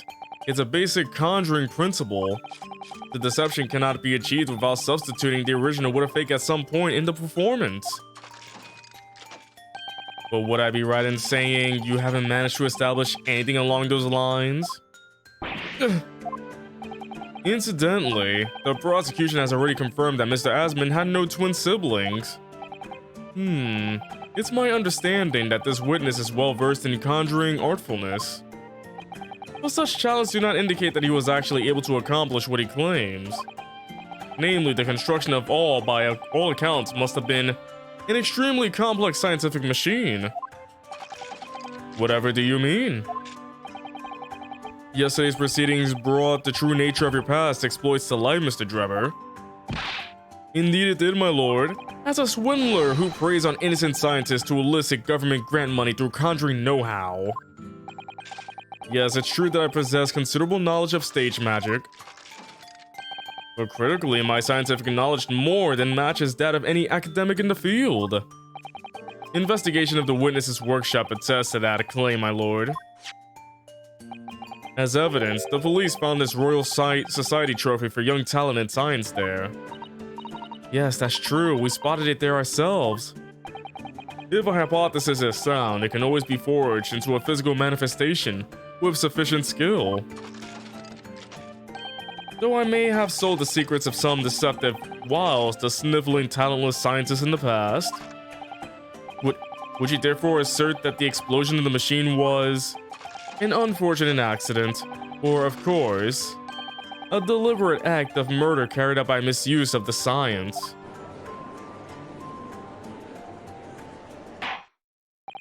Counsel for the defense, your cross-examination, please. Yes, my lord. You know, I've seen Naruhodo in those clothes so much. I know they're the DLC clothes, but I can't imagine him in his regular clothes anymore because of the DLC clothes.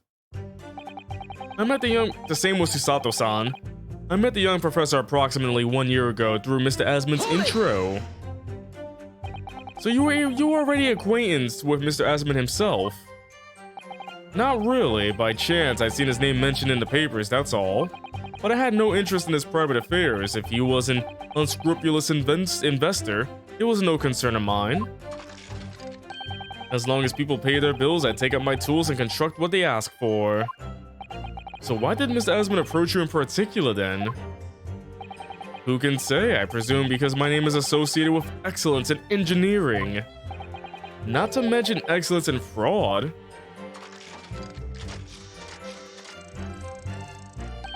Hard to gauge, but the point is, all I did was construct the machine according to the blueprints I was given. In other words, the Kinesis machine was built on solid scientific principles. Yes, you might say that. Professor Harebrained certainly has a mind like no other. He provided me with the blueprints and I constructed the machine to his precise specifications. It was no trick. It's clear that you have both scientific knowledge and knowledge of conjuring magic, however. The more knowledge you have, the better equipped you are to handle whatever comes along. But your implication is that I furnished the machine with some trickery, I think. It's a possibility that we have to explore. Unfortunately, though, the machine has been blown to Kingdom Come.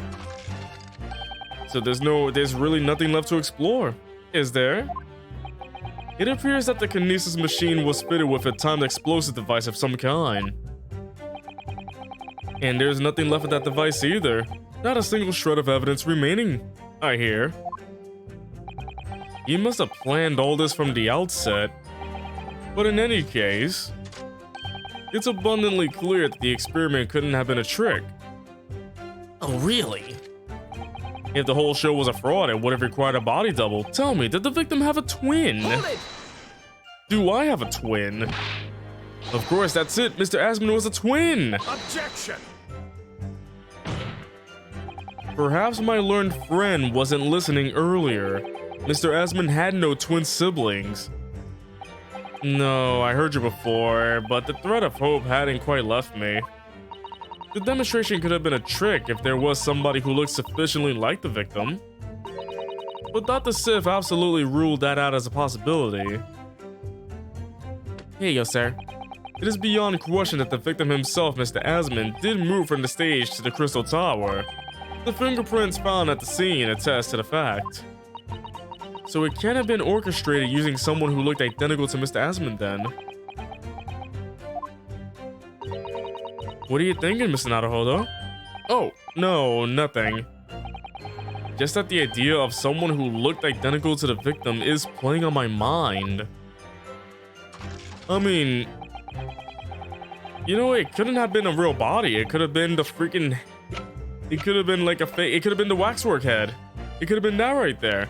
That could be the twin, right? All the spectators saw the birdcage appear above their heads and then crash headfirst into the Crystal Tower. It crashed headfirst, you say? According to the many witness reports from those there at the time, yes. Were you not there at the exhibition grounds on the day?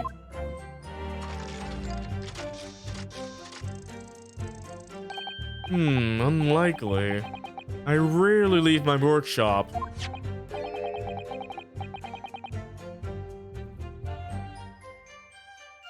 Yet another of unique inventions was found at the scene. Well, it was the unveiling of a machine I labored over for many months. I saw it clearly with my own eyes, the birdcage plummeting headfirst into the tower. What a surprise! I believe the victim's neck was broken from the headlong fall, wasn't it? How would you have come by that info? Even an infernal recluse like me reads the newspapers, you know. According to the reports, 2 injuries were apparent on the victim's body. Yes, he'd been stabbed in the chest by a screwdriver believed to belong to the defendant, and he had broken vertebrae as a result of a fall from a considerable height. Correct, my learned friend has been doing his research, it seems. He knows how to read. Do we know which injury was the fatal one? Sadly not. Forensic science is not yet at a level where such things can be determined. What we do know is that the victim died having sustained both injuries at some point during the experiment, and since he was found in the birdcage with his neck broken, it's obvious that he fell from a considerable height.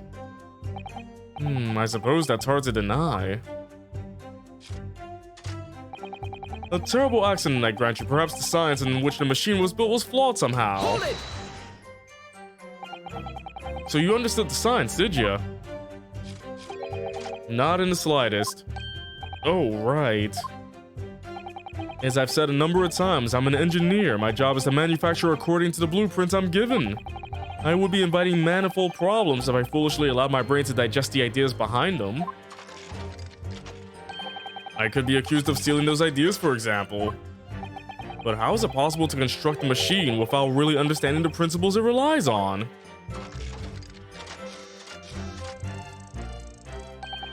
Well, you're practicing law without really understanding the principles it relies on, aren't you? A very good point. Stand up for yourself, Mr. Naruhodo. The point is, the experiment resulted in instantaneous kinesis taking place. As such, the science must be sound. Yes, and really, experimental results are all that matters when it comes to proving a hypothesis. He's certainly very sure of himself. What do you think, Mr. Naruhodo? Well, now that the machine has been completely destroyed by yesterday's explosion, it's gonna be impossible to argue its authenticity one way or the other. But if we're unable to establish that it was a piece of stage trickery rather than genuine science, we will have no grounds on which to demonstrate Professor Harebrain's innocence. Both Mr. Asmund and this man in the stand trickled the professor and used him. Tricked, not trickled. They took advantage of his naivety, and his unbending belief in his work, and I won't let them get away with it. And seeing as the professor is an old friend of Lord Von Zieks, what on earth must he be feeling towards Trevor?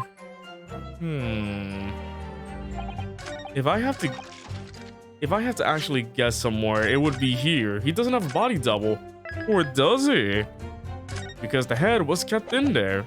So I'm gonna present the twin. Objection. Okay, never mind. That didn't work. Dang it, I thought that would work. I thought I could present the twin and be like, we found this in your balloon. Let me look over my evidence real quick. Death by hanging. Redacted for confidentiality. Pseudonym the professor. That was it. That's it.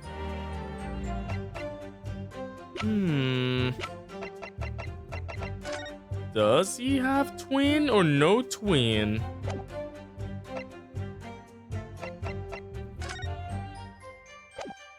Let's see. All the spectators saw the birdcage appear above their heads. A terrible accident. Someone whose build was flawed somehow. The science was flawed.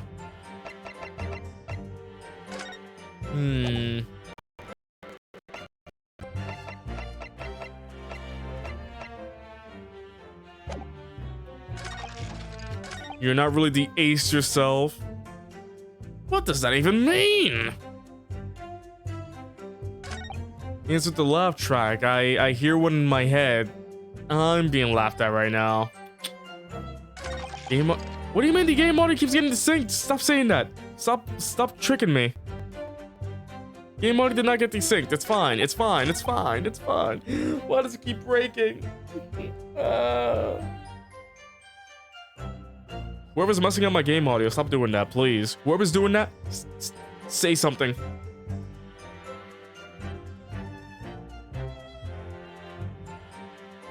Let's see. Did the victim have a twin? They saw the birdcage. A terrible accident. Maybe the science was on the machine was flawed somehow.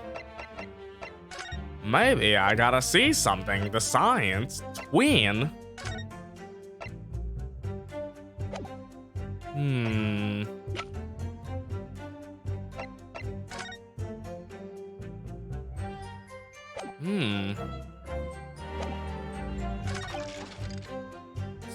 Birdcage twin.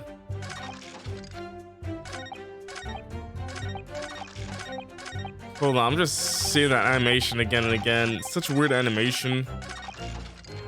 Such a weird animation. What the heck? Let's see. Twin or science was flawed. The birdcage. Did I ever examine the birdcage? Oh, look here, Mr. Sato. Oh yes, the wood's cracked and broken a little, I suppose because it fell from such a height? Yes, from the height at which the balloon was flying down into the crystal tower below. A fall of about 30 feet or 9 meters, leaving the man inside tragically dead.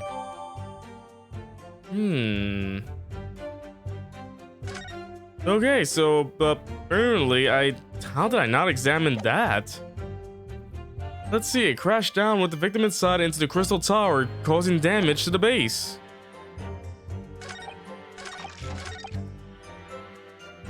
Oh, that was the point. If you said crash head first, but it got cracked in the bottom, not the head. The head is fine, as you can see there. It was the booty of the cage. We've examined the birdcage that crashed into the crystal tower ourselves.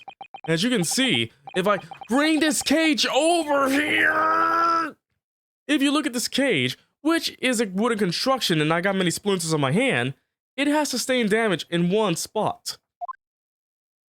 Following the explosion, it fell some 30 feet into the glass of the crystal tower. That level of damage is to be expected, surely. I agree, the damage itself is entirely understandable.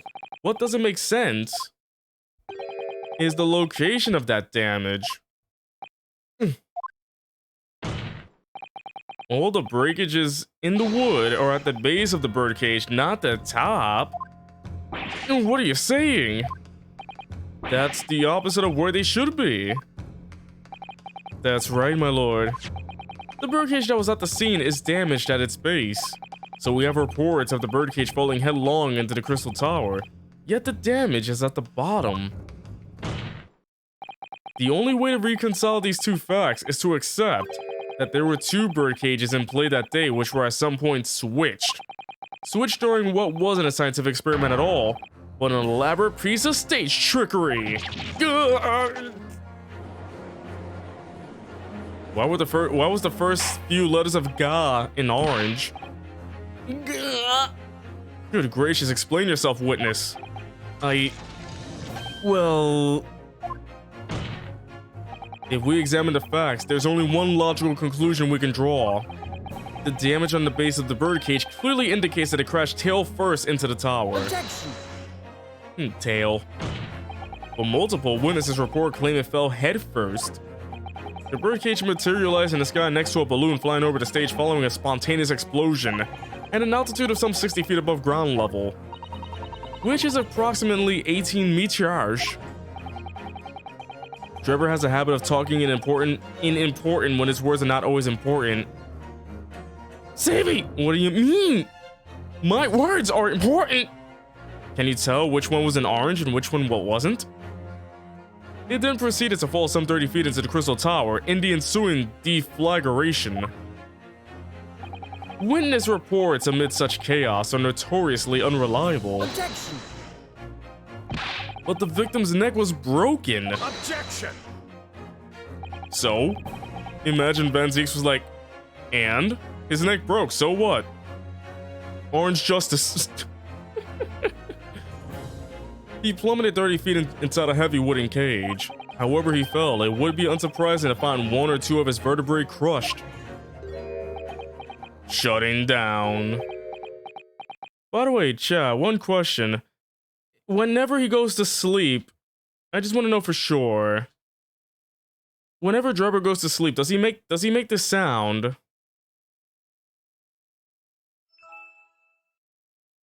Oh wait, that's not it. That's the wrong one.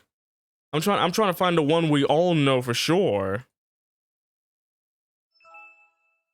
That is not it. What the heck is the... I want the freaking good one. Where's the... It's this one. There we go. Whenever he goes to sleep, does he make this sound?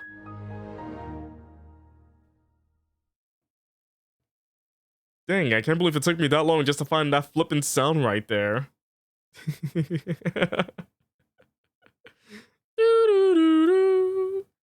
I wish I can shut down that way. If I can shut down in the same way, that would be amazing if I can just shut down going.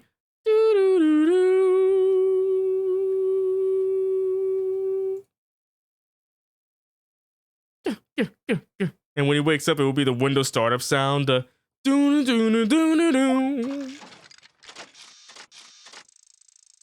really don't like that animation because it takes too long. I don't know, not a fan of long animations like that because it's so creepy. A riveting scientific analysis of events from the prosecution there. Dude, to be even more rigorous, you would have to say it was only one vertebra, actually. What kind of heck the Windows startup was that? It wasn't quiet for long. I find it hard to see what's motivating Lord Van Zieks. This witness is clearly a swindler and one who deceived a personal friend of his. If you're going to establish this deception, do it right. Sorry? I feel like that's the undertone here. Ah, yes, and there's one more point. The defense appears to have forgotten. It obviously wasn't a trick, as a certain truth very plainly demonstrates. What? It seems to me that all you see is cross-examinations on movies and matters on TV. Mr. Drebber, you will amend your testimony with details of this truth. Of course, we must treat the matter scientifically after all. I nearly had him there.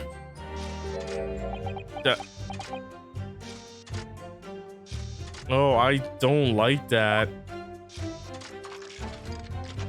The kinesis clearly took place because there's nowhere else 30 feet high for the birdcage to have fallen from. Wait, what? There is! The balloonie! What do you mean? Well, before the demonstration began, the victim was alive on stage in front of the audience. Yes, there are lots of witnesses who saw Mr. Asman on the experimentation stage, that's true. Ye old movie Robotnik. Oh my goodness. Like friggin' Dr. Eggman in Sonic Movie 2 was amazing. I love how they just up the crazy of Dr. Eggman. It's fun. Can't wait for Sonic Movie 3. Or if Eggman's gonna be in the Knuckles spin-off, then that too. And the victim's neck broke as a result of an impact following a fall. Logically, therefore, the victim must have fallen from somewhere. Here you go, sir. The balloon that exploded was at an altitude of 60 feet. The point of impact on the tower was 30 feet up. That difference of 30 feet is therefore the total distance the birdcage fell. By the way, speaking of Sonic, anybody looking forward to the Shadow the Hedgehog fan dub? They're fine. It's finally almost done. Who knows when it will be done? But when it's out, do you think I could stream it here? But I just stream my reaction to the fan dub. Like when it comes out, like if it comes out on a night I'm streaming, I'll be like, "Hey, it's out. Let's watch it." Reaction, yes, please. I'll see what I can do when it gets out. When it's out. Have I seen the short that came with the movie? The one with the drone, right? Because if you're talking about that one, that proves that if they just kept the movie completely animated, it would have been perfect. It was just the gang and a drone, and that's it. No humans, none of that. If it just kept those three and just kept it like that, it just shows that the animation is way better without the humans nearby. They did a great job with that. It was such a good short.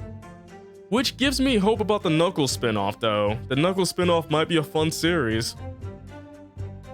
Send an email to GamesCage first, probably. I mean, the thing is, I'm pretty sure people will react to the video anyway, so it's fun. It's just a game with just voices. If I can stream Shadow the Hedgehog gameplay, the fan dub won't. They're not gonna copyright the fan dub. It's just their voices on the game, so it's fair use to react to it live on Twitch. But yeah, I'm just glad that the Sonic movies are taken off so well. I'm glad that the first one did great, and the second one is doing way better than the first one, meaning that we actually have a very good video game series. We got a fantastic video game series, and I hope Sega does not screw it up. We got 2 good movies so far. The sequel way better than the first. If they keep going, this could be a very good series. I need more. Knuckles doesn't know about Earth stuff and is a dork because of it. He does enjoy this planet's grapes. They are delicious. I don't know if everybody has seen it. Let me just show it for a bit. Give me a second. I gotta go to my closet. I got this a while ago.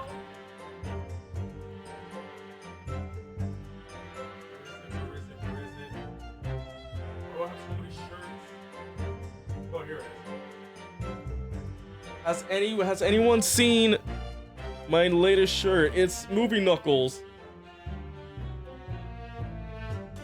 What do you think? It's Movie Knuckles. It's literally his movie self. It's great.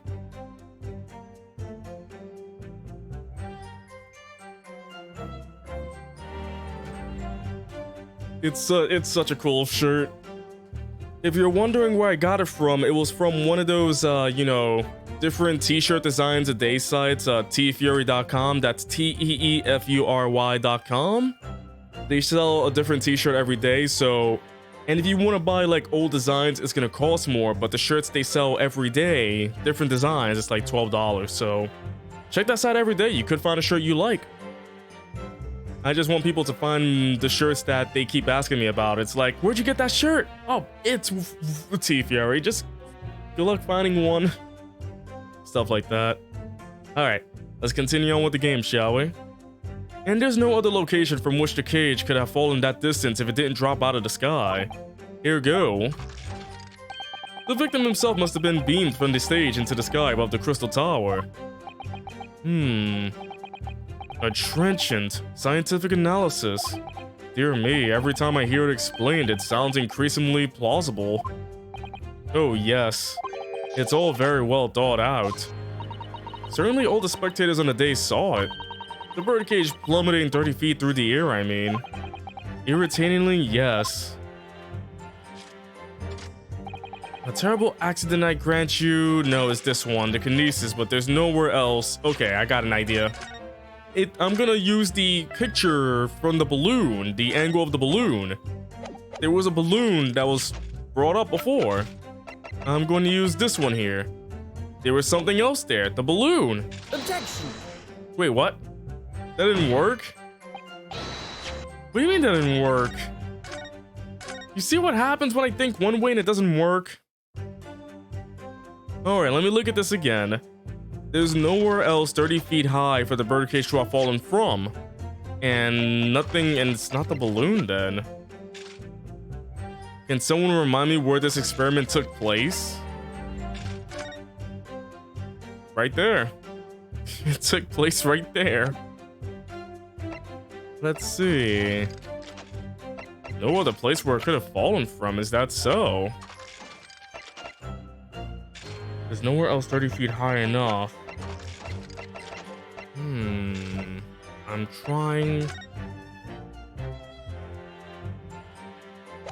I don't think the sketch is gonna work either.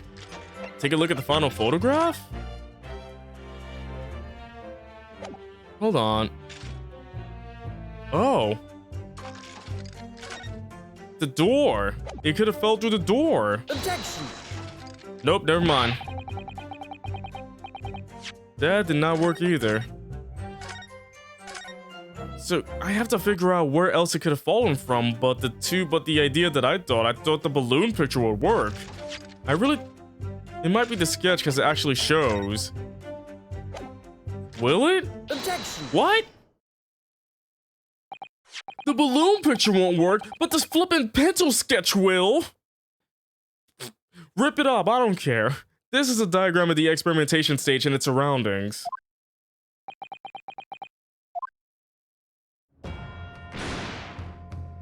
We know that somehow the birdcage appeared in mid-air before falling down to the Crystal Tower.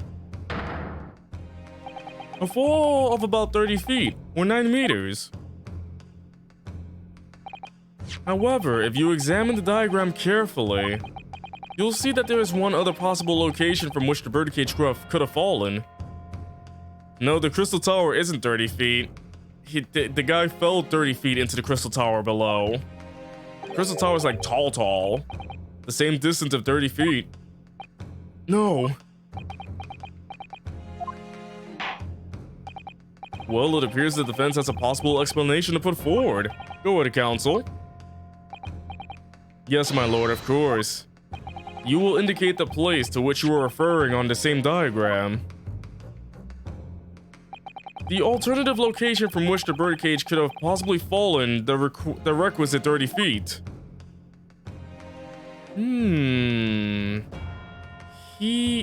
I would say here. Because of the door. Because the door was opened, the door can open from below. If this is 30 feet, then this also could be 30 feet. I'm gonna guess here. If it had fallen from here, the birdcage would have plummeted the same 30-foot distance. Objection! If that's my learned friend's claim, I suggest he demonstrates for the court, personally. Huh? Oh. From the middle of the stage?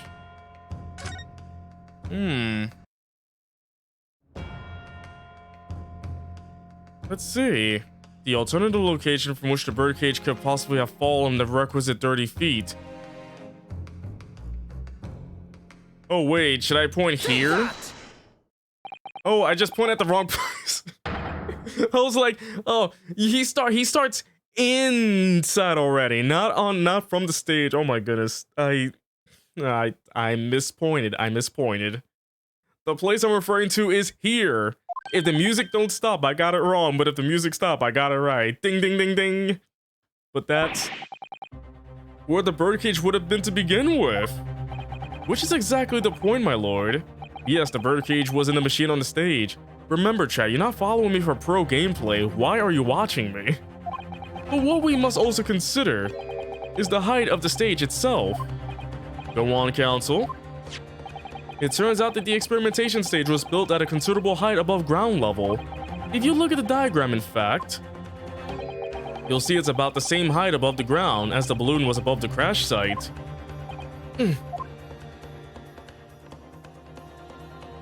Oof. When the experiment got underway, the machine and the birdcage were engulfed in steam.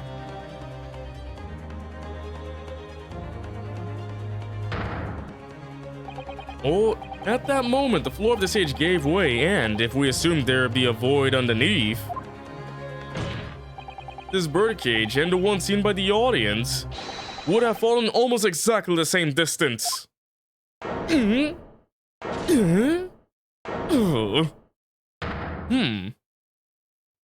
I hit the desk once again, my lord. This all points to the fact that there was not one birdcage, but two! Objection! My learned friend has no evidence that the stage had such a contrivance in its design. Oh, really? Really? Really? Really? Really? Really? Really? Really? Wait, wasn't he the one that gave us the photograph? Someone is responsible for the criminal destruction of the Kinesis machine itself, it's true. However, the stage still stands. And take a moment to look at the photographic print of the scene following yesterday's explosion. Oh yeah, this theme is good.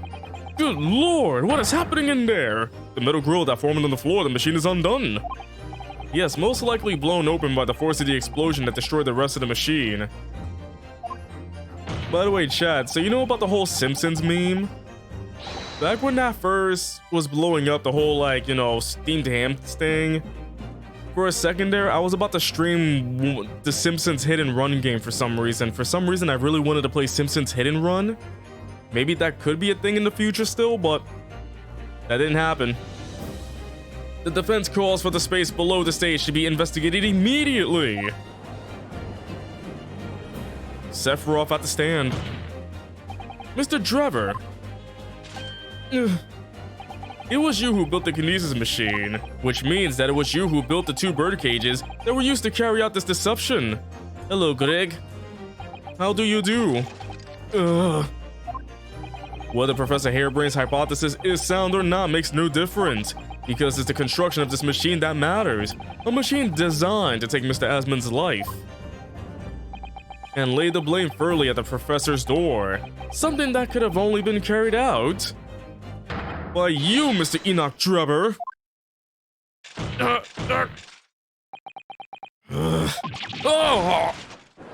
Oh.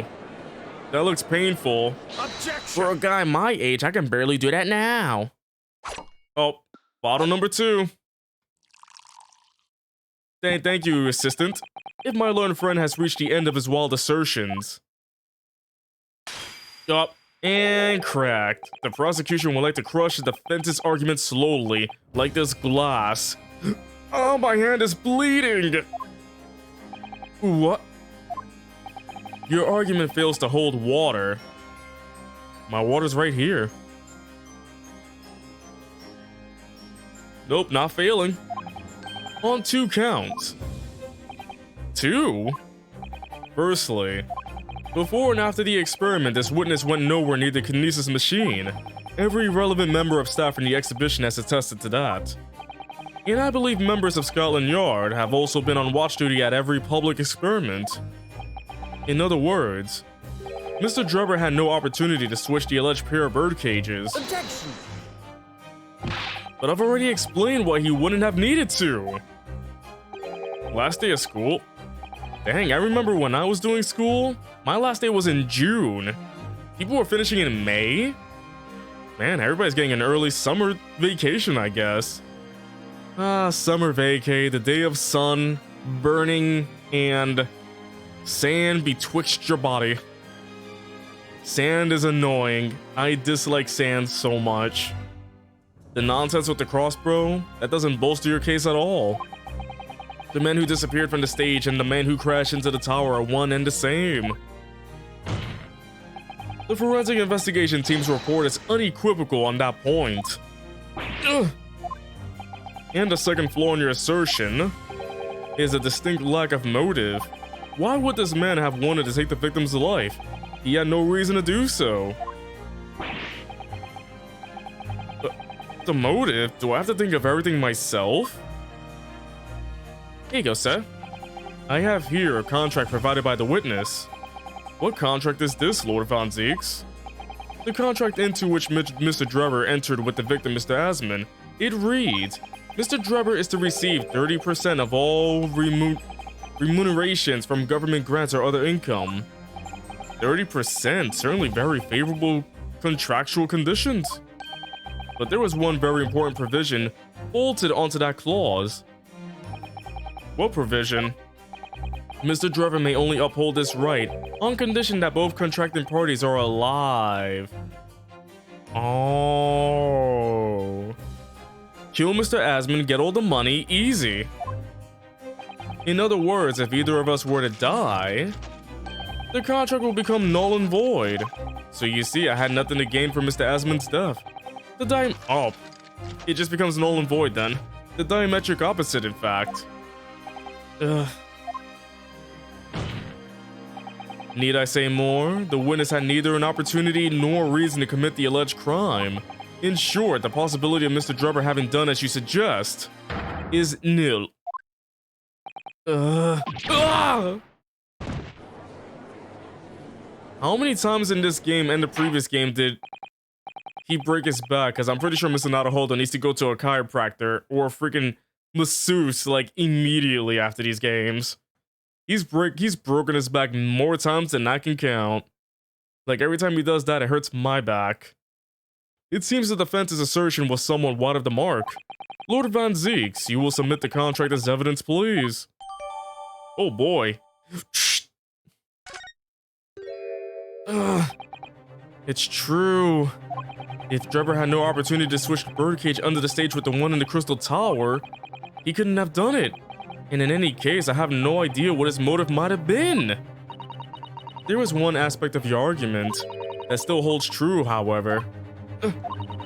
There were 2 bird cages. The prosecution is unable to deny that. So I'm sure you're on the right lines, Miss Naruhodo. And I have no doubt there are other aspects of your assertion that are undeniable truths too. Well, it would seem that the defense has no rejoinder to offer.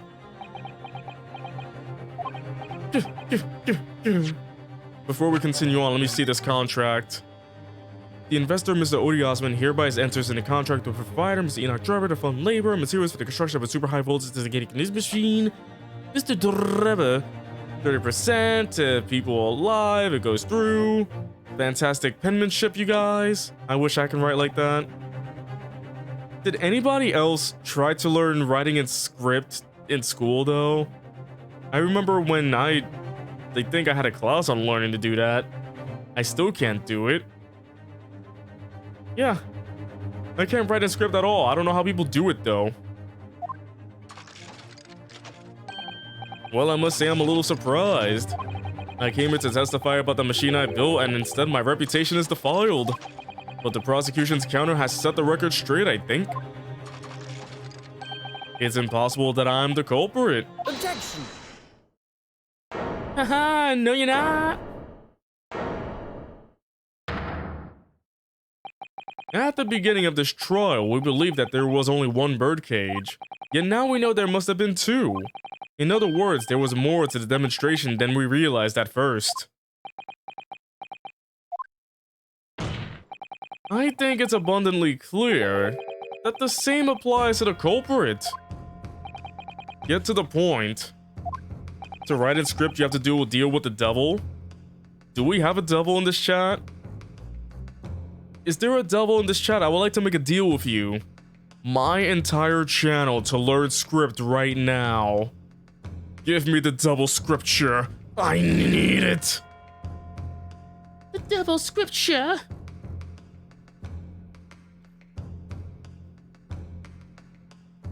The stage demonstration.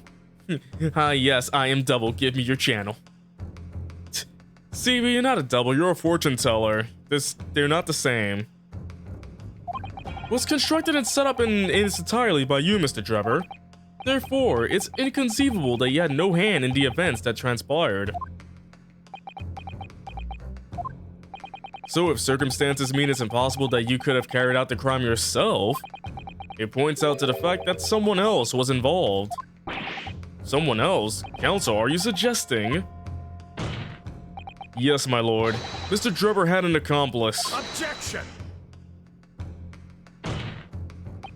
An accomplice now? Well then, I presume. You're prepared for what's to come. Now that you're accusing not only this witness, but someone else of the most serious of crimes. If these accusations turn out to be false, then make no mistake, the prosecution will demand an equally serious punishment for your slander. Well, counsel, do you intend to pursue this course and formally accuse another party of involvement in this matter? What do I do here? At the moment, this is little more than a hunch on my part. I don't know for sure if Drebber had an accomplice or even if he really is the culprit here.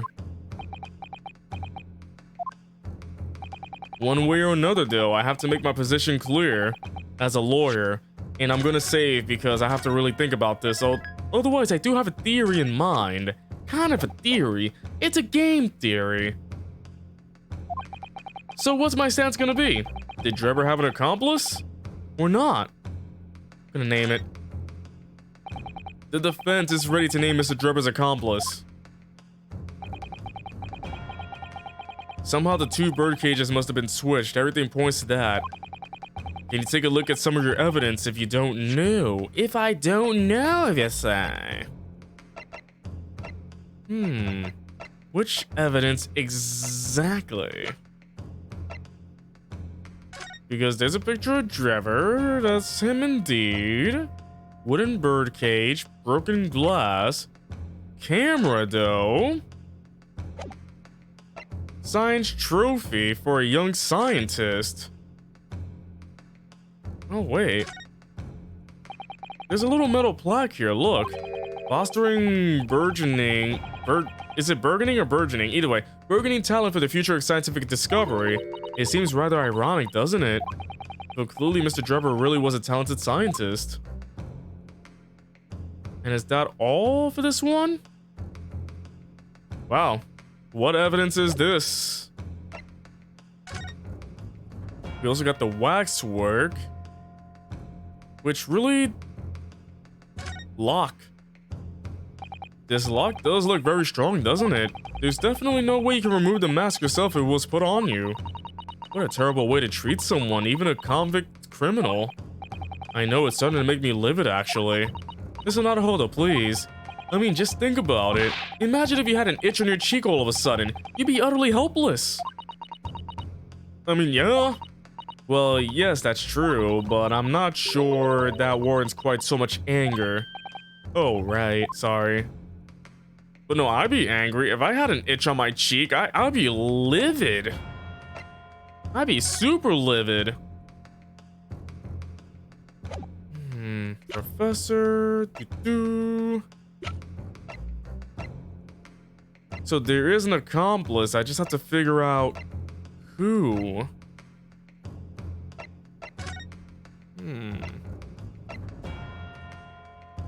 Wait a minute. Wait. Hold on. I saw something. Courtney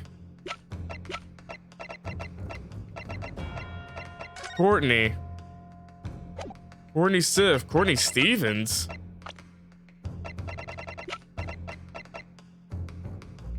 To be honest, I was gonna name her. I was going to name Dr. Sif. That was my theory right there. Well, thanks to you, chat, I think I can now do this confidently. I have confidence in this one now, but that inconsistency itself is a clue. Counsel? My lord? You have received a stark warning already if you are nevertheless determined. Then I must now ask you to identify this alleged accomplice by name. So, your answer please. Who do you claim to have been Mr. Drebber's accomplice? It was him! It was Drebber again! It was this boy. Take that! The name of the person in question is... Oh wait, is that not it? It's a little late for that. I don't think that was the right choice though. Of course I'm afraid. After all, naming... Oh! Oh wait. The music didn't stop. I thought this was wrong because the music didn't stop. But now we're saying naming her. After all, naming her in this capacity is definitely going to make waves. A lot of waves. I could very well turn every single person in this courtroom against me. I'm sure it'll be alright, Mr. Naruhodo. Thank you, Mrs. Sato. I'm sorry. It's just that I had that, like... After playing all these Phoenix Wright games, if the music don't stop, I thought I got it wrong. I just thought. Let's move on. The enemy always appears larger than life, but you'll appear exactly the same to the enemy. Alright then. Here goes. You've kept us waiting long enough. Your answer, counsel. Now. The person who colluded with Mr. Drebber in order to carry out this wicked crime is Scotland Yard's coroner, Dr. Courtney Sith. What the blazes are you talking about, Dr. Sith? The head of the forensic investigation team and the coroner who conducted the autopsy on the victim? The very same. We know there were 2 bird cages, so who could have carried out the switch to complete the illusion? The accident happened in front of a huge crowd of spectators, and the area was immediately sealed off. Then everyone, police officers included, were banished to make way for the forensic investigation team. When else could the switch have occurred? It can only have been in that team's presence. It is essential that the court determines exactly what happened following the incident. The defense demands that Dr. Sith to be summoned to the witness stand at once to testify. I love that the magician, the scientist, the little yeah, they don't care. You got a nerve, lad. I'd rather shoot you where you stand, bang. Standing up there, dragging Yard's name through the mud. I didn't mean to. I know the woman very well. There's no better dead room worker out there. How dare you call her a criminal? My learned friend's imagination appears to be wilder than the East End at night. But the recklessness of your accusation aside, there's another grave problem with your argument. One which the prosecution demands you address at once. A grave problem? Oh my word. Who do you think Flame acted as the victim's doppelganger? What? Certainly, if the birdcage containing the body of the victim was exchanged for another, that cage must also have contained the body. And yet, no missing persons or accidental deaths of anyone even remotely resembling the victim have been reported. Which means there was no one, dead or alive, who could have fulfilled the role of a body double for Mr. Asmund. Ugh, that's true. Unless I just pull out this head. If my argument is that there were 2 bird cages, then there also must have been 1 person inside each. But I don't know if I got an answer to this yet. Have I? What can I do to reveal how this body double stun was achieved? Presenti evidentia. Very well, the defense will address my learned friend's concerns. By song and dance. By presenting evidence that reveals the true nature of Mr. Asmund's body double. Good gracious, evidence? I do hope this isn't filibustering, counsel. The court is expecting a name. If you think you have relevant evidence, present it now. The body double and the birdcage were hiding inside the balloon that was floating above the stage, which means that any witnesses would have only seen them from 60 feet away. So who was it that appeared out of that explosion some 18 meters above the spectators? Hopefully I'm saying all this correctly, because every time I hear myself saying these words, I feel like I'm messing up a couple of words. Talking for a long period of time makes a boy go crazy. crazy. Aha! The body double inside the second birdcage was this disembodied head. We know that the victim, Mr. Asmund, was in the birdcage that was situated inside the kinesis machine on stage, and therefore he couldn't have been inside the second birdcage. Instead, that contained something else.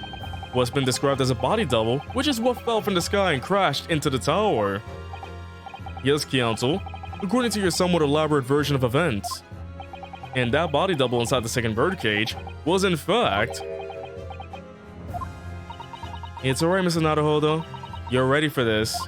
Just steel yourself and come out with that headless head. I mean, bodiless head. Thank you, Mr. Sato. I needed that. What would a headless head be? Nothing? As I was saying, the body double inside the second birdcage was... as unbelievable as it may seem, that thing there! Who brought that here? Where did that come from? That appeared out of nowhere. And I can't look. Objection! It's beautiful, says Van Zieks. Open your eyes and look into mine, my Nipponese friend. My beautiful eyes.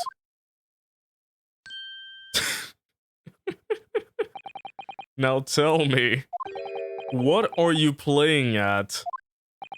Stand firm now, Ryunosuke. This is the time to show your Japanese spirit. As the court will observe, this is a waxwork model. Oh. A model, in fact, of an infamous London murderer from 10 years ago, the Professor. Objection!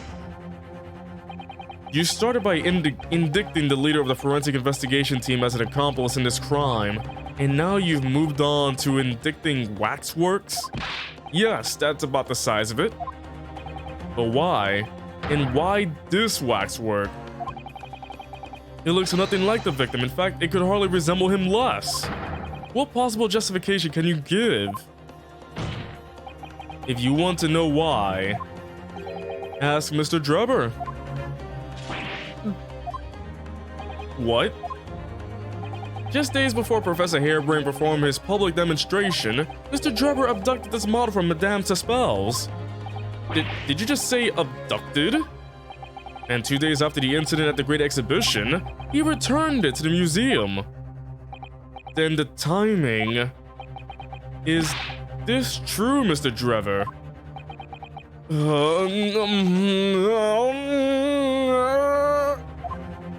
At first, I couldn't see why Mr. Drebber would have stolen the waxwork and then given it back again. But now the reason is clear. He took it so that he could put it inside the second birdcage as a body double for Mr. Asmund. Objection! Drebber.exe has not responded. Shut down immediately. Are you hearing this, ladies and gentlemen of the jury? Are you hearing the defense's astonishing proposal? That the witness fabricated this vast machine with the intention of deceiving some wretched scientist. That he did so in collusion with the country's finest coroner on a public stage in front of a vast audience. And that to effect the deception, he used a waxwork model that in no way resembles the victim. Are we really to believe this far-fetched tale? What do you decide? Objection! Oh no, no confidence slap. Wait! Yes, yes! If you put it like that, of course it sounds implausible. My lord! I need to speak, if you please. I have to use the potty. Go ahead, Mr. Foreman. Myself and my colleagues have reached an agreement. By the way, Chad, can I just stop this for a second? Like, I know that every time the jurors are like really random, what if just one case, they were all just kids? Every juror was just kids, and they decide the fate of a flippin' murderer. They just decide the fate of whoever the defendant is. It's just a bunch of kindergarten kids. That's how random it got. These 5-year-old kids will not decide the fate of this defendant. Oh, they all fell asleep. Guilty it is. They're bored. Myself and my colleagues have reached an agreement. Very good. In that case, Ladies and gentlemen of the jury, you will state your leanings for the court to hear now. Guilty. Here we go again. Guilty. Guilty. Guilty! Kill me. Is she slapping with the corn? She be using that corn. Summation examination, please. Summation examination. Can you do another one? Another one, please. Another one. So as indicated by the foreman, the jury has reached a consensus.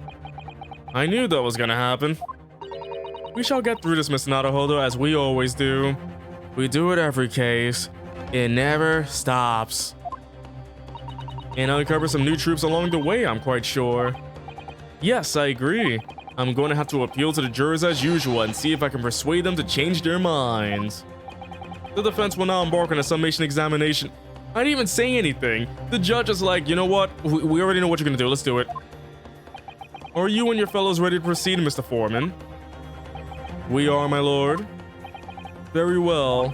In that case, I ask you now to state clearly for all present to hear the grounds on which each of you has decided that the defendant is guilty of the crime of which he is charged.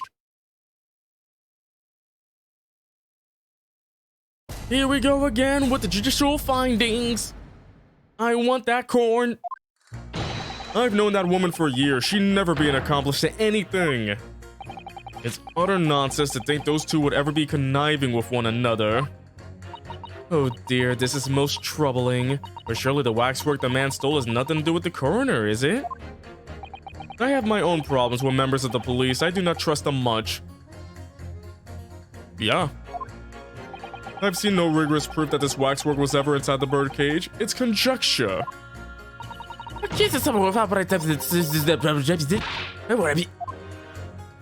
What was that voice?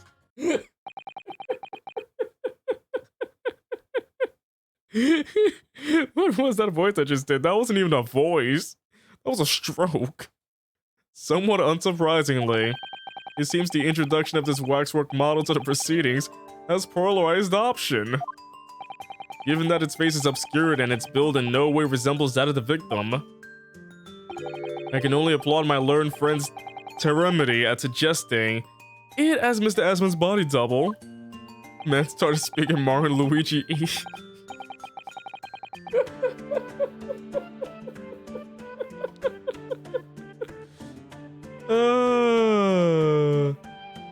We love it here. We love it here on my streams, don't we? The only way to make things funny is by having a stroke at a certain moment at this time. Yes, the applause is deafening, and yes, I know it seems extraordinary, but that's the point. That's why I have a strong feeling it's actually a greater clue than anyone yet realizes.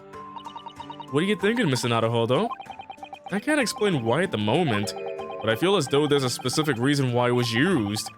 Why it had to be this model. Imagine if Pixels by Night had a subreddit. Please don't ever make one, because that thing will be crap in a second. I'd rather have a subreddit when my channel's big enough, if my channel gets big enough, if my channel survives this year, if I don't delete it by the end of this year. Mouthful, isn't it? Really, a reason why nothing else would do, you mean? Yes, and I'm convinced it's something far more significant than whether or not the model looked like the victim. Well, if that's the case, we must prevent the trial from ending prematurely at all cost. Yes, agreed. I have to find a way out of this. If you are ready, counsel, you may proceed with the summation examination. Yes, my lord. If you don't strap a time bomb to it. You're right, time bombs for everything. Let's do it. I've known that woman for years. She'd never be an accomplice to anything. The order of things seems to have changed around here for some reason. I'm a copper, lad. It's a copper's discretion to bend the rules sometimes when needs must. What's wrong with that? Where do I start? I've been working at the yard for 40-odd years. That's even more than I thought. I started working at the age of 5. That's even worse. We've only had a metropolitan police service in town for 70 years, you know? Of course, times have changed. The public didn't trust coppers back when I started. Or now. Or ever. We had to fight crime and we had to fight to win the public's trust as well, and win we did. Forensic science was in its infancy too, even more than it is now, and she spearheaded the revolution. Dr. Sif, you mean? That's right, about 10 years ago now it was, when I was still a youngish Bobby on the beat. That's when she started making a name for herself as a top-class coroner. And now look at her, head of the forensic investigation team, and a woman no less. Hot diggity dog, a wooga wooga. I don't know what that last sound effect is. I was supposed to go for, like, tongue roll out, jaw dropping, boom, boom, boom, boom, boom, boom. Well, you want to hear me complain? It's what we all dreamt of back then, I tell ya. Could you tell me without holding that gun in the air? No. We were all out to uphold justice, lad. Full of him, we were full of him. That's coming across loud and clear. It's utter nonsense to think those two would ever be conniving with one another. Nada. We're only just starting to understand this case. Hold on, I just want to check something real quick. Okay, that was all. Just wanted to see the names real quick. I just thought I thought of something.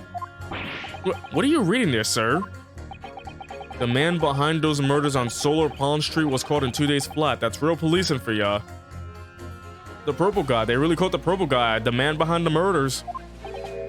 That's really not relevant to this case, is it? You're wrong there. Because it was Dr. Sif in charge of examining the bodies.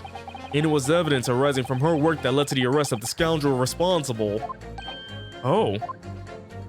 That's right, oh. That woman is at the forefront of this country's fight against crime. The idea that she's somehow involved in this murky business is a load of old tosh. I thought it was up to me to press the jurors, not the other way around. Tosh. Kick you right in the tosh.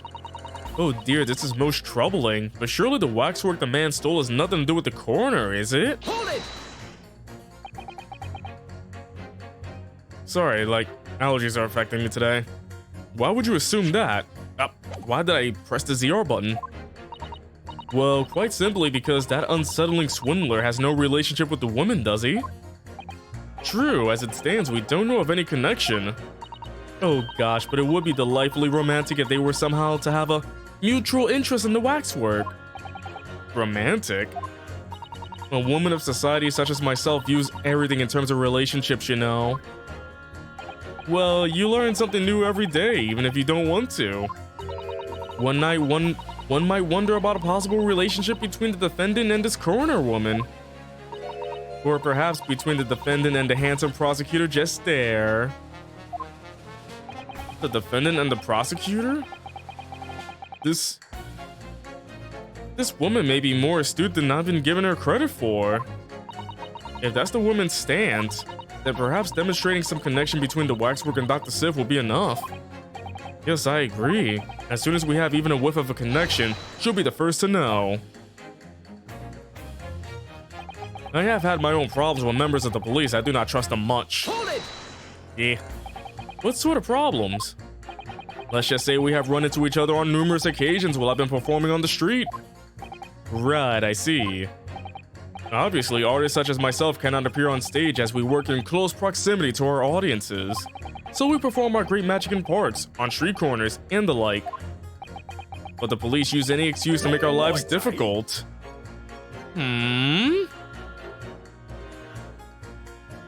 Why is he twirling that?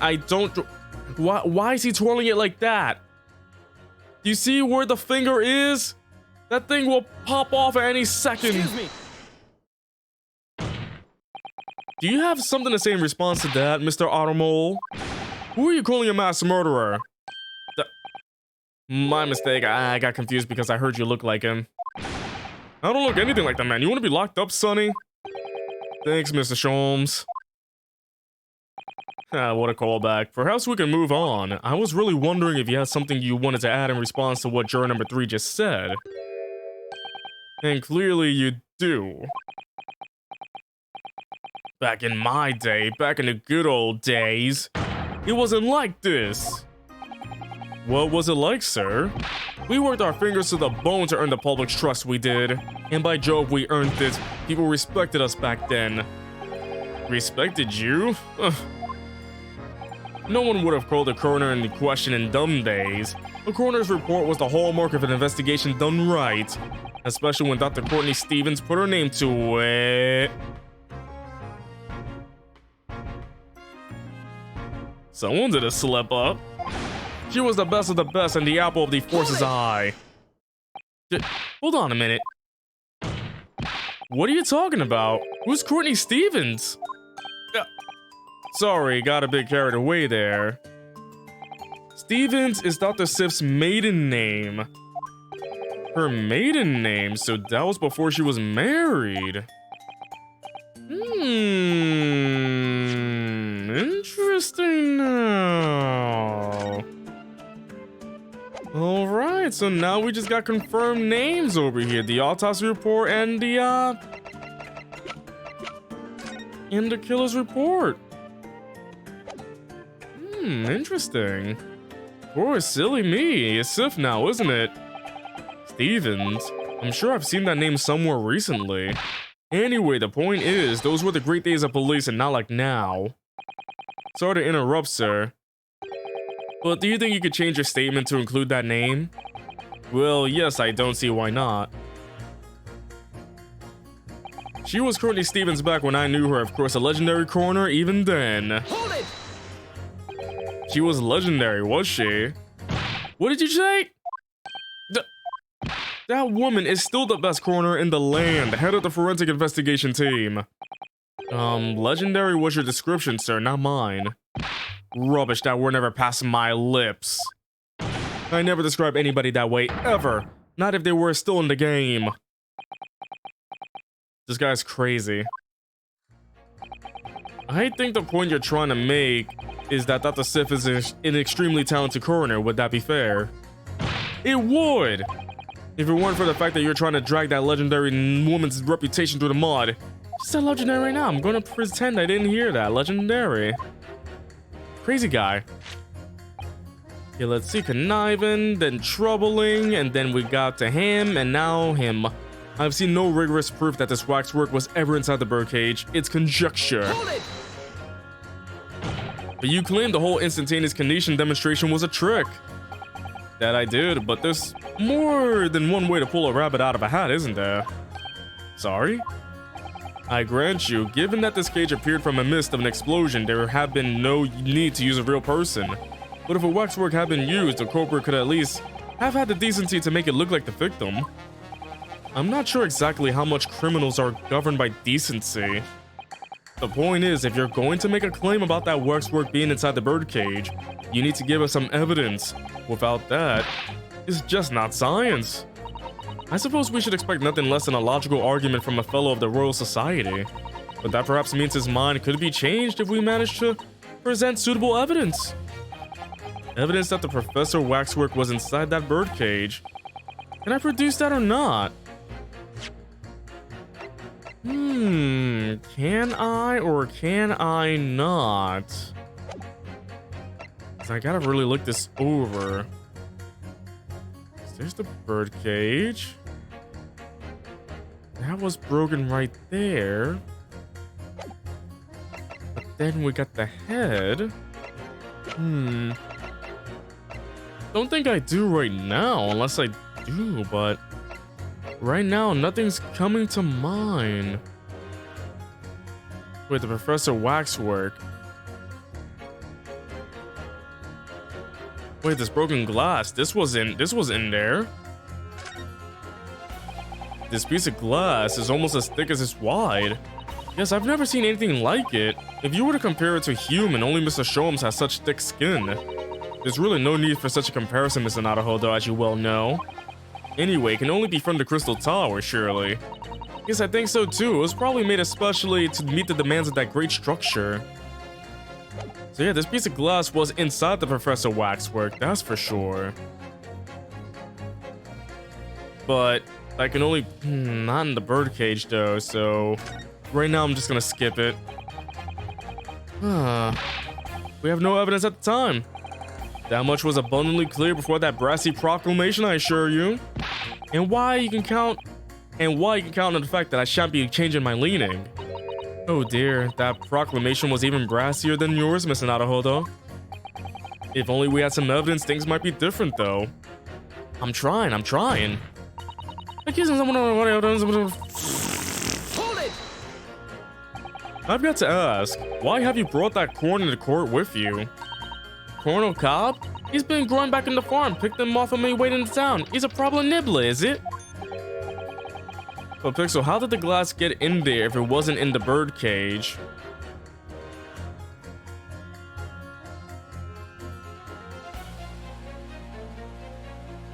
Yes, the nibbling seems to be taking quite a while. Maybe you could wait until after the trial? Ooh, I don't like the sound of that. You need kernels at times like these. Whenever I sum at big to decide, the kernels always put me in the right direction, see? You're talking about your cob of corn? Nibble, nobble, guilty bauble, nibble, nah, guilty out. Nibble, nobble, guilty bauble, nibble, nah, guilty out. Nibble, nobble, guilty bauble, nibble, nah, guilty out. Nibble, nobble, guilty bauble. Can stop eating the friggin' corn! Perhaps it's akin to fortune telling with flower petals like people do back home. So Professor Harebrain's fate is to be decided by a cob of corn. I like it. Could you not at least wait until we have more time to find the truth before deciding on the defendant's guilt? Ooh, I don't know about that. Me Tum's awfully full already. Amazing. Great job, Ryunosuke. I love your beautiful joke right there. They gotta make things punny. I know it seems a little far-fetched to think that the waxwork model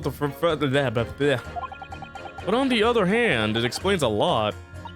If there really is a reason why that particular waxwork had to be used as Mr. Asmon's double, we must do everything we can to make sure the jurors understand it. The truth is, I'm sure that's the key to this, but it's the most puzzling part of it too. In that case, you should see what additional information you can glean whilst trying to change the juror's mind. If you can read a book whilst eating a rice cracker, Mr. Naruhodo, I'm sure you can do this. Right. Yes. Yummy, yummy rice crackers. Alright, let me save right away. Alright. How did the glass get in there if it wasn't in the birdcage? I hear ya. Huh. Members of police. No rigorous proof that this waxwork was ever inside the birdcage. Is conjecture. Hold it! Let me present evidence this time and see what's up. You got evidence? Maybe I can produce evidence now. Actually, I have something I'd like you to see, sir. Oh? I must warn you that I firmly believe it's only wise to trust men in white coats. So given your jet black outfit, jet black, I don't mind admitting to a sense of trepidation here. This is navy blue, my good sir. So you don't trust anyone in black? Looking in the mirror must be very trying. I do have some evidence that proved the waxwork was inside that birdcage, namely... this glass. Take that! What's that? A piece of glass? Though it's unusually thick for glass. Yes, it's a piece of broken glass that we found inside the jacket on the waxwork. As you say, it's not ordinary glass though, it's very thick and clearly made for extra strength. Much like the special glass that was developed for the construction of the Crystal Tower. The Crystal... Holy smoke! Exactly, the centerpiece of the Great Exhibition where the very incident we're talking about took place. On the day in question, the birdcage fell from above and smashed through a window of that special glass. From whence this small piece originated, is that it? Precisely. So, what do you say? Now that clear evidence in support of the assertion has been placed before you. Well, as I said, I only trust men in white coats as a rule. However, when the reasoning is sound, it's fair to say color shouldn't come into it. In light of what you've shown me here, yes, I feel obliged to change my position on the matter. In that case, juror number 4, you will amend your statement now, if you please. The presence of that piece of glass leaves me in little doubt that the waxwork was indeed inside that birdcage. I think I can pit now. The presence of that piece of glass leaves me in little doubt that the waxwork was indeed inside that bird cage.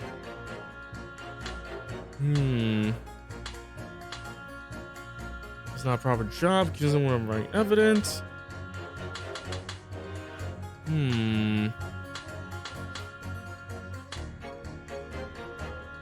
Waxwork the man stole has nothing to do with the coroner, is it? This is actually kind of tough right now. Thank you for reconsidering your position, sir. Your words are misplaced, boy. My opinion is governed by logic and science and nothing else. Yes, science is where you should direct your words of gratitude.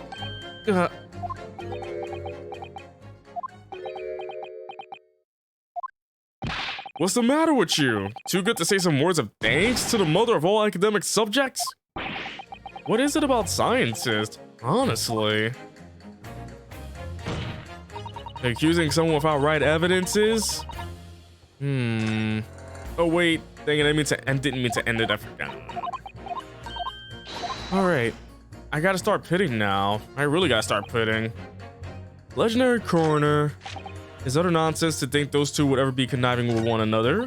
Oh dear, it's most troubling. The waxwork the man stole has nothing to do with the coroner. I've had my own problems with members of the police. I do not trust them much. The presence of that piece of glass leaves me in little doubt that the waxwork was indeed inside that bird cage. I would have to pit this against somebody, but... Ooh.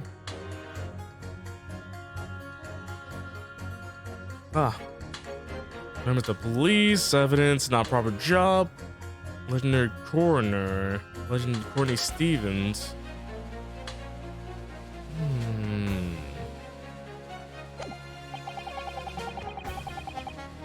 Let me look over the evidence real quick. So I got the autopsy report. Odie Yasmin. Courtney Sif.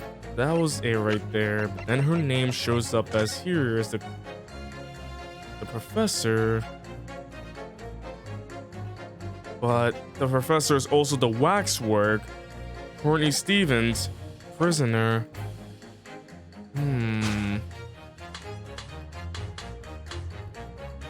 Nothing with the coroner.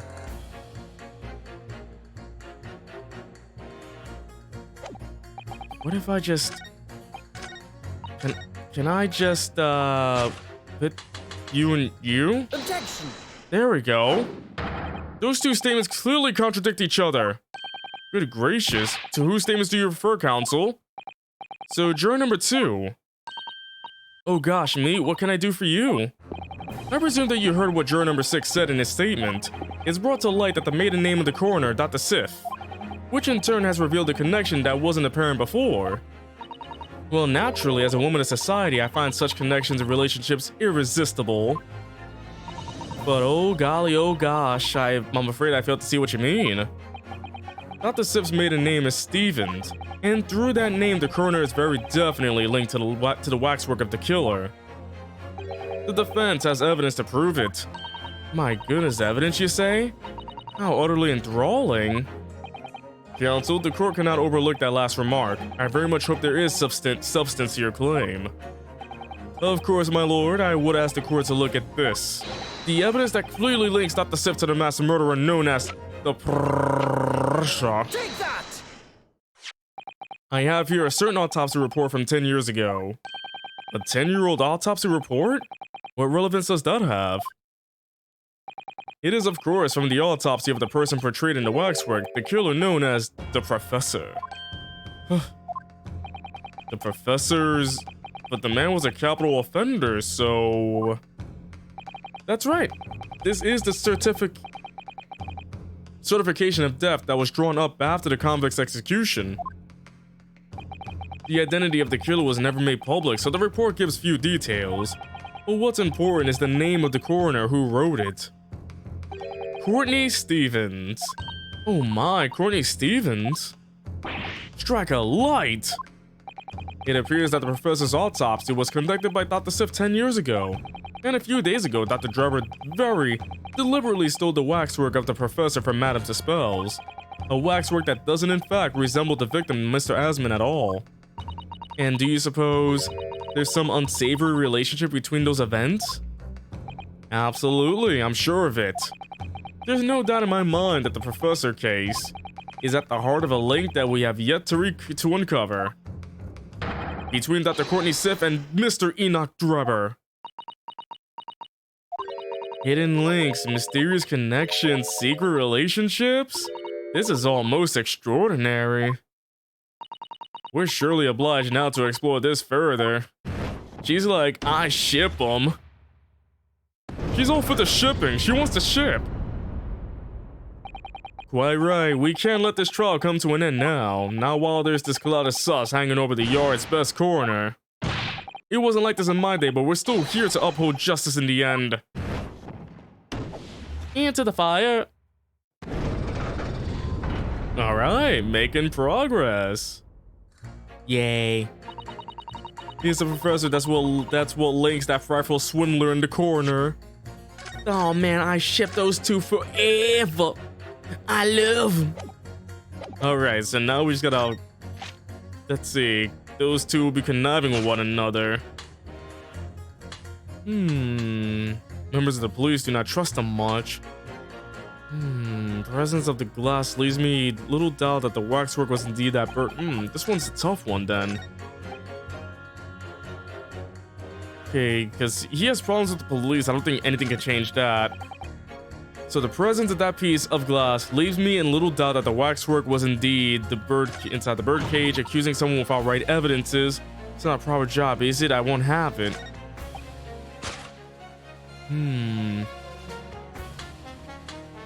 Those two would be conniving with one another. Well, the thing is, we just found out that they are conniving with one another. Do I do this or not? This one's a tough one. Who else would be pitted against each other unless I have to present evidence somewhere else? Objection. Yeah, it was worth a shot. It was really worth a shot and it failed. It failed badly. That was bad. That didn't even make any sense. That pit did not make any sense. I was just guessing at this point. Let's see. Those two will be conniving with another. Positive with members of police. Do not. Actually, hold on a second. What if I just go back to him? And before I went to the police officer, how about we continue on past that? The police use any excuse to make our lives difficult. Sometimes they even cook up a story to extort monies from the poor. Well, that's definitely not right. Yes, and it is why I say that if you trust the police, you will have trouble. But here you are, claiming this waxwork model was stolen to star in an illusionary spectacular. The idea is so wild, I think I'll take my chances and bleep the authorities on this occasion. This is how the public at large views Scotland Yard, is it? Our own police force in Tokyo is not even 20 years old yet, is it? Perhaps we should view what's happened here in London as a measure of what may happen at home. Yes, like a Scotland Yard stick. I wonder how policemen will feel listening to the way this juror speaks about the force. I'm sure you have a word or two to say in response. Oh, wait, what was that part again? A policeman will feel listening to the way this juror speaks about the force, but we already got that out of the way. I can't pit him against the police officer, so that part's not gonna work. It's utter nonsense to think those two will ever be conniving with one another. Presence of the piece of glass leaves me in little doubt that the waxwork was indeed at that birdcage. Wait, I have a different idea. What if I just pitted him and the girl? Objection. Wait, that worked? Oh, because I did find evidence, I guess. So without proper evidence, but I did find evidence, the glass. So I just thought the girl was like a... I thought she wasn't serious. I thought she wasn't the serious one, but that worked. That's weird. Hey, Rush, how's it going? Good gracious, to whose statements do you refer, counsel? If you could put down your corn for a moment, juror number 5. No. Oh, you mean me? You pointed out that it's wrong to make an accusation without evidence. the accusation that the waxwork model was inside the second birdcage on the day in question is not without supporting evidence, as the defense demonstrated to the jurors sitting beside you. Ooh, is that right? Would it be fair to say you didn't follow the argument? I don't understand much besides Chrono Cov, to be honest. Of course you don't. If I could interject here, please do, sir. Now that this assertion of yours about the waxwork has been backed up by some solid evidence, it would be wrong of me as a man of science not to pursue the matter further. Yeah.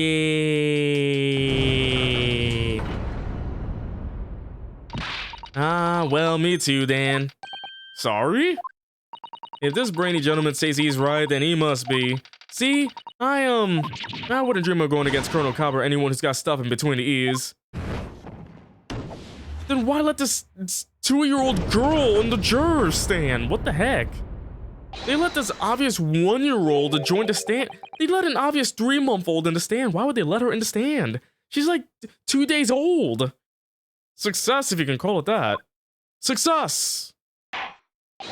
Thank you, counsel, that will do. Scanning Yu-Gi-Oh cards for prices. Hopefully you got some rare ones to sell. I also have my own deck. Where did it go? Well, it's gone now. But I have no idea where it went. That my deck of cards is gone. I got no rare ones though. As a result of the summation examination, the jury's overall leaning has changed. 2 jurors now call guilty, against 4 who call not guilty. Accordingly, the court has failed to reach a consensus at this time. And the trial must continue. We did it. Oh, well done, Mr. Naruhodo. Another wonderful victory. Yay. We did good. A waxwork of the despicable professor, used as a body double for the victim in this quite extraordinary case. I must say it's extremely hard to believe the assertion could possibly be true. However, it would appear that it does at least warrant further investigation. It's the waxwork of the professor that links Mr. Drebber and Dr. Sif. And I'm convinced that there's a special significance to that link. I don't know what you're hoping to prove, lad. I really don't. The truth, sir, by using evidence and testimony. If the court is to delve deeper into the alleged involvement of the waxwork in this case, then the prosecution calls for the owner of the models to be summoned as a witness. The owner? Madame Dispels. Oh, they're gonna bring in the good lady. I really thought that Lord Van Zieks would object to this whole line of inquiry. Very well, I concur. Make arrangements for Madame Dispels to appear as a witness with immediate effect. Listen carefully, my learned friend. Oh, yes?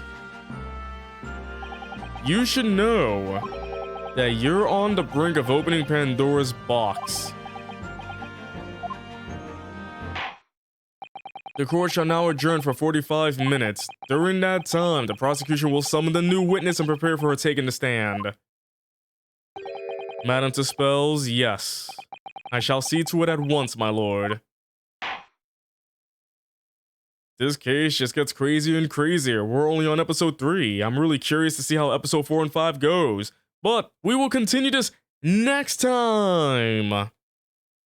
I know. It's crazy. We should be continuing, but I want to take a break from this for a while. I will return with this later in the week. But we're not done yet. We're going to be switching over to a different game. So I'll be taking a short break, and I'll be back in about... Actually, yeah, I'll be back in a couple of minutes, alright? So, be back in a couple minutes. Take a break, take some water, take a stretch. I'll be right back. Just let me get some music on. I'll be right back.